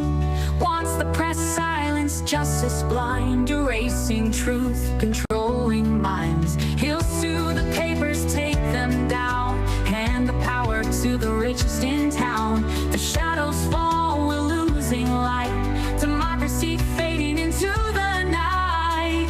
It's America's descent into darkness, freedom slipping from our hands. He's got the power, got the plan to break the heart of this free land. And this descent into darkness, where the light of truth won't shine. We must stand up, draw the line before it's gone. Our time to fight, rounding up people, ice at the door. Welcome back. Vivek Ramaswamy, along with Elon Musk, kind of the third co-president to Donald Trump, with his so-called Department of Government Efficiency, DOGE, says that over the weekend said that he wants to delete the Department of Education outright. Delete it outright, right. He says, Elon and I aren't in this for the credit, but I think we're going to build the consensus to make the kind of deep cuts that haven't been made for most of our history. Easy to say, when you're a pharmaceutical billionaire. By the way, it's a whole long story. Look up how Ramaswamy got rich. It'll blow your mind. Anyhow, he said, we expected mass reductions in force in areas of the federal government that are bloated. We expect massive cuts among federal contractors and others who are overbilling the federal government. Gee, I wonder if that would be SpaceX. What do you think? He says, I think the mass deregulation that I talked about earlier, that gives us the industrial logic to then make cuts to that bureaucracy and moving quickly is our objective. Right, yeah, let's just destroy the Environmental Protection Agency. Let's do away with the Consumer Finance Protection Bureau. Let's do away with the bank regulators. Let's, get ready. This is what's coming. All right, what's on your mind today? Wesley in Chicago. Hey, Wesley, what's up? How you doing, Tom? I'm alive and kicking, Wesley. What's on your mind? Just one thing real quick, and then another little story to follow that. Would the nonprofits that they're talking about as being terrorist organization include churches? There could be. I mean, if your church is out there arguing that what's going on right now in on the West Bank and in Gaza is wrong, then yeah, they may well call you a terrorist supporter of Hamas. Okay, and this is a quick note. I worked for the railroad for a few years. I'm retired now, and I remember working there. And this is they said that at one point Reagan, to bolster up Social Security, wanted to reach into railroad retirement and pull that money out and dump it into Social Security. Mm-hmm. But anyhow, this is how the story went. So anyhow, I guess he sat down with all the railroad people, not management, but the union, And the union just said, if you do that, every train in the country will stop. And this never is done. Interesting. Yeah, that's the power of a union. I mean, that's why the main focus of the Reagan administration and all the neoliberals since 1980 or 1981 has been to prevent America from having more unions. It's why when Elon Musk and Donald Trump were talking on Twitter, Trump said, hey, it's so cool the way that anytime somebody wants to try to start a union in one of your companies, you just fire them. They just laughed about this. I mean, I'm paraphrasing, but that was the essence of what he said. The Republicans hate unions because unions represent working people. I'm with you. Wesley, thank you for sharing that story. It's a good one. Gustavo in Thousand Oaks, California. Hey, Gustavo, what's on your mind today? How you doing? And thank you for taking my call. I was just wondering if you can explain something to me when it comes to abortion. Mm-hmm. I was wondering if you can tell me, what do the Republicans and the conservatives gain? What do they gain or lose by blocking people from having abortions? I mean, what's in their interest? What are they going to gain, or how are we going to harm them directly if someone has an abortion? Well, you've got a couple of different constituencies here, Gustavo. First off, you've got the white supremacists who are freaked out about the fact that the brown and black population in America, particularly the brown population, the Hispanic population, is growing faster, largely because it's so Catholic, than is the white population. The white population is actually starting to shrink in the United States. And so they're looking at, a million white women having abortions every year, and it freaks them out. These are the white supremacists. That's number one. Number two, you've got the people who are religiously inclined, who genuinely deep down inside believe that abortion is murder, whether that's the Catholics and the evangelical Christians who have adopted that as one of their articles of faith. Now, the evangelical community prior to the 1980s was pro-choice, but now they're pro-forced birth. So there might be another group that's in there somewhere, but I think those are the two main forces that are at work here. Got it. Well, thank you very much for clearing this out for me. I really appreciate it. You have a good one now. Thank you. Good talking to you. Valerie in Chicago. Hey, Valerie, what's on your mind today? Hi, Tom. Thanks so much for all you do. Thank you. What I want to talk about is the Biden deciding to allow Ukraine to use the missiles into Russia. Yeah. I was reading the wonderful Robert Hubble's Substack. Yeah. And he's great. Yeah, go ahead. I'm sorry. No, I was just agreeing with you. And and there was a clarification there, which I thought was important to pass along, because the headlines are all kind of alarmist. Biden's giving Ukraine permission to bomb Moscow or something, but actually, it's a very limited geographic area. In fact, it's only the areas that were actually Ukraine that Russia took. Yep. That have been given that permission. So I just thought that was something that ought to be clarified for people. And that small part of Russia that Ukraine has taken as well. Right. Which is the area where the thousands of North Korean troops are massing, and they're preparing for just a slaughter type invasion. And so, yeah, you're absolutely right. This is a very carefully calibrated ability to use our long-range weapons. Zelensky does not have permission to nuke Moscow or to bomb Moscow. No. I know. Or St. Petersburg or any place and else that's like kind that. of how our wonderful mainstream media is once again, not serving. Yeah, our media does not do nuance. Response to that. They just do not do nuance, sadly. They do not. Yeah. Well, thank you for clarifying that, Valerie. That's all I wanted to say. I appreciate it. I'm guessing there's a lot of people who did not catch that, and you just did a public service. Thank you so much. Todd in Columbus, Ohio. Hey, Todd, what's on your mind today? Hey, Tom.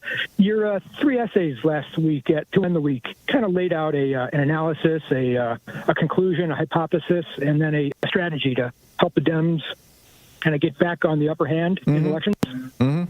And I think your conclusion was that class now is the prominent line or way to go about trying to win elections for Dems rather than race. Yeah, I've been saying this, by the way, for a decade. This is not new to me or for me. I just haven't been yelling it and screaming it. But it's basically Bernie Sanders' message. Sure. And then your hypothesis says that, or your strategy is then to repair civic voids, right? To repair to the what? To rehabilitate the void in civic life. Oh, yeah, absolutely. I mean, the basic premise here, Todd, is that you can't help out, the queer community. You can't help out racial minorities and religious minorities unless you have power. And you're not going to get power unless you start engaging in class warfare, which is exactly what Republicans have been doing. And they've been BSing us about it. They're gaslighting us about their class warfare, but it's working. And there's a problem. There's a problem with that approach, though, Tom. You're making an assumption that warfare is something that the Democratic Party can do. It's a party whose credo is inclusivity. The Republican Party, their credo is exclusion, so they can attack. But it doesn't work broadly. Also, the other problem for the Democratic Party is when it does raise up the middle class, a good portion of that middle class decides, I've got mine, and my priorities now change from getting things to protecting things. So then they change their loyalties to the other party. And this all has to do with the fact that we are a varied country. We are multicultural, multi-ethnic, multiracial, multi-religious, multi-gendered now. So there are no two people with very similar priorities. I get what you're saying, but what you're missing, Todd, about my message is that you can't have a class warfare without identifying the enemy, and which makes you exclusionary on its face. You say the Republican Party is exclusionary, the Democratic Party is inclusionary.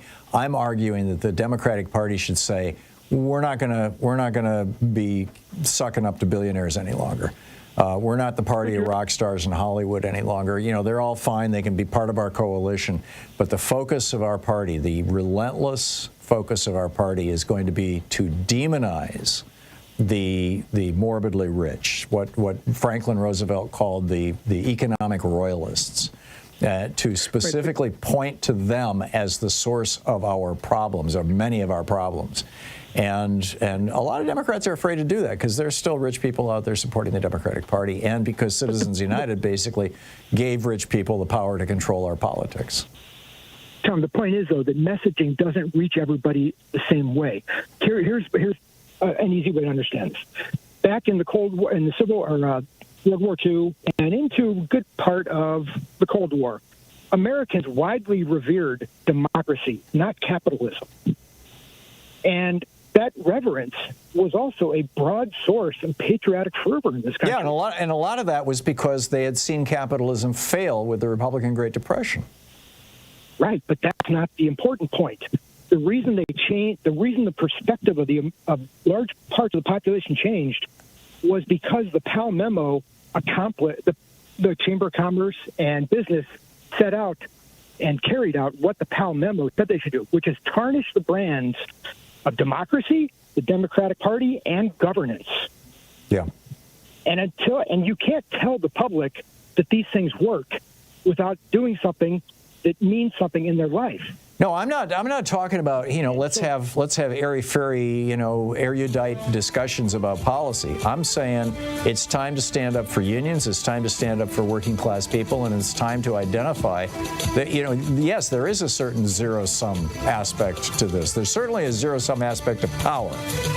You could argue that it's not that real for economics. Todd, I got to run, but thank you for the call. We'll be right back. You're listening to Thom Hartmann. Visit thomhartmann.com for audio and video archives. It's Talk Media for the sane among us. I'll be back with more of your calls in just a moment.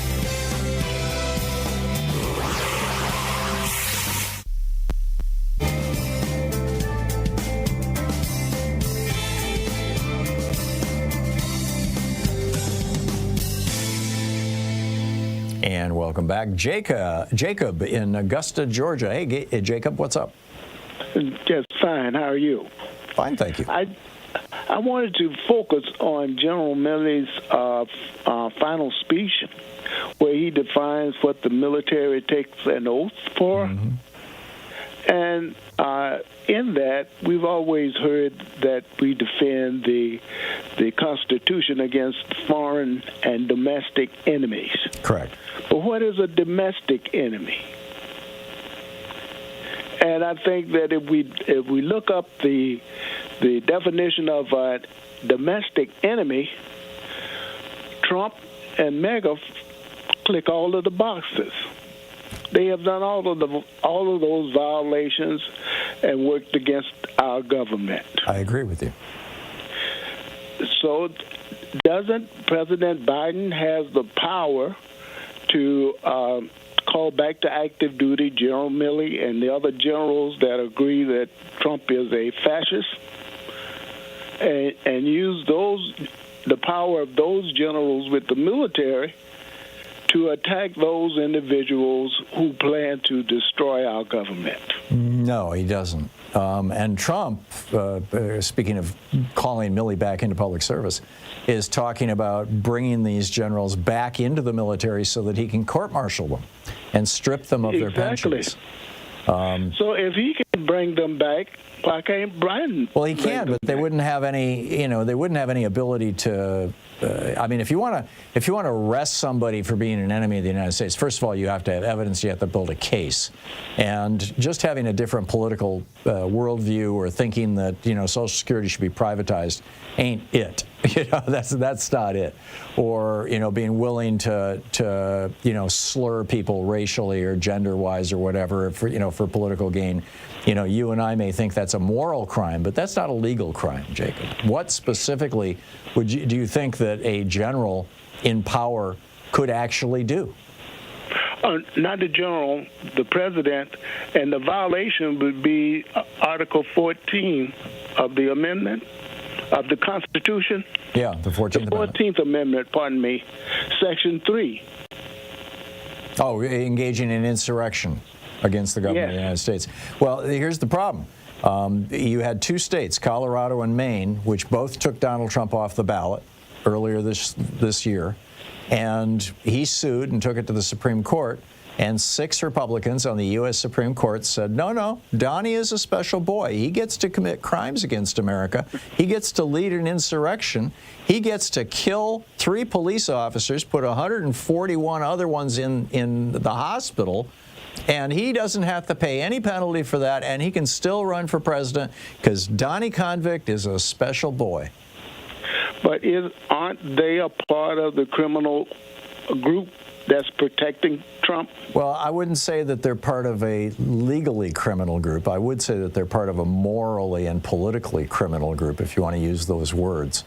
But there's no way to hold them accountable outside of imposing an ethics code on them by Congress, and the Republicans refuse to do that because they love having a Supreme Court that's on the take, because that Supreme Court legalized them being on the take. So it's one of these wild catch-22s. Jacob, I love the way you're thinking, and you're absolutely right. Morally or theoretically, but when you get right down to what can be done about it, it gets a whole lot more difficult, particularly with the Supreme Court backing up Trump. Thank you, Jacob, for the call.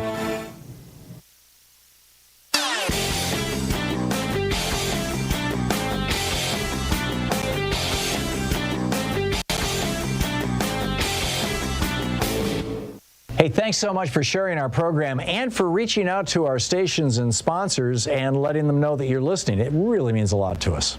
So every time we have an election, most recently we saw this in 2022, Putin and Mohammed bin Salman, Russia and Saudi Arabia, start raising the price of oil, basically to stick it to the Democrats, hoping that they can lose power. It worked in 2022. They got their majority in the House of Representatives, and you'll recall all those $6 gasoline and $5 gasoline, and everybody squealing about it, and the little stickers they were putting on pumps with pictures of Joe Biden saying, "I did this." Well, they're preparing to do it again. They've cut production, Saudi Arabia and Russia, And it's going to get a whole lot worse over the course of the next year as we're heading toward 2024. So what can we do about this? Well, I have a very specific proposal. And by the way, 70 different environmental groups have joined in this, along with Senator Ed Markey and several members of Congress. And that is to ban the export of American-produced crude oil. Make America energy independent, and we control the price. There's a piece about it over at HartmannReport.com. Check it out. In the heart of our hometown, where the streets are bustling around, we gather beneath the morning sun. Together we can get things done. Every voice, every hand, together we can make a stand. Tag your interest, join the fight. Welcome back. 54 minutes past the hour. Picking up your calls here as we roll toward the end of today's program. Aaron in Upper Marlboro, Maryland. Hey, Aaron, what's on your mind today? Yeah, on my mind, what do they call it in newspaper term? Why are we burying the lead? Burying the Titanic. The Titanic has hit the iceberg. Why are we playing a game of Clue? Colonel Mustard hit somebody in the head with a candlestick it's specifically what I get all the metaphors there, and what specifically are you talking about? Or analogies? Well, what I'm talking about, the majority of the white population has done what they call suspension of disbelief. They believe Donald Trump. He just says that, and they buy it. It's a comedic. They do it in comedy and movies and theater. I mean, right from the beginning. As an example, when he got caught on tape talking about the Billy Bush tape. Yeah, grabbing the ladies. He said in a fantastical manner, you know, I just got into rut. I saw a woman, I grabbed her by the hair, I took her to my cave, I just had my way with her, and it was that you doing. The rally when he was talking about Nancy Pelosi's husband getting hit in the head with a hammer, people laughed. They acted like he was describing an episode of the Three Stooges. Yeah. But people knew the Three Stooges was a joke. Yeah. And now all of a sudden, here we go. It ain't a joke no more. He's already talking about back in the day with with these these acting people, acting commerce, acting HUD, acting this. Right. These people, they have real guns now. It's real. It ain't a joke no more. No, this is state power that he's talking about using. All you can do, brush your teeth, make up your bed, and go to work. Yeah. Just hibernate. I'm with you, Aaron. I got to run, but thank you. You said it very well. Appreciate it. Thanks for being with us today. We'll be back tomorrow, same time, same place. In the meantime, don't forget, democracy is not a spectator sport. It requires you, as well as all the rest of us. Tag you're it. Get out there, get active. I'll see you tomorrow. Have a great afternoon. Be good to yourself and the people around you. Stay safe and get involved. More than ever, we need all of us here. I'll see you tomorrow.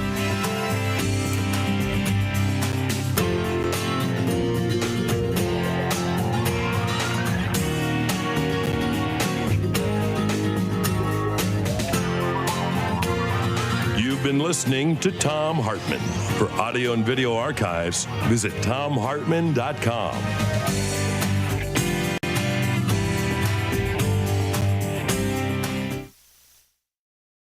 In addition to bringing you the Thom Hartmann Program here on Free Speech TV and Video Media Online, we also have a whole set of ways you can interact with us and tools you can use to spread the word about the importance of democracy and the threats to it in our republic. First, there's your daily homework. Sue Nethercutt puts together a daily email newsletter that has a link to every story I discuss on the air, so you can find my sources and you can share them with your friends. It's free and you can sign up at ThomHartmann.com. Second, I publish my daily take every day over at the HartmannReport.com website.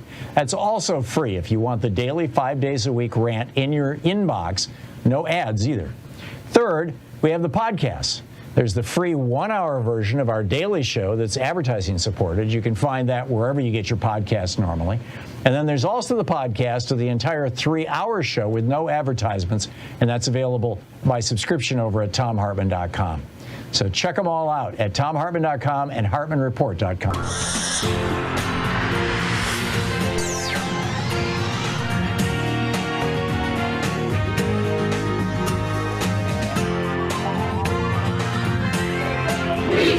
Fight back!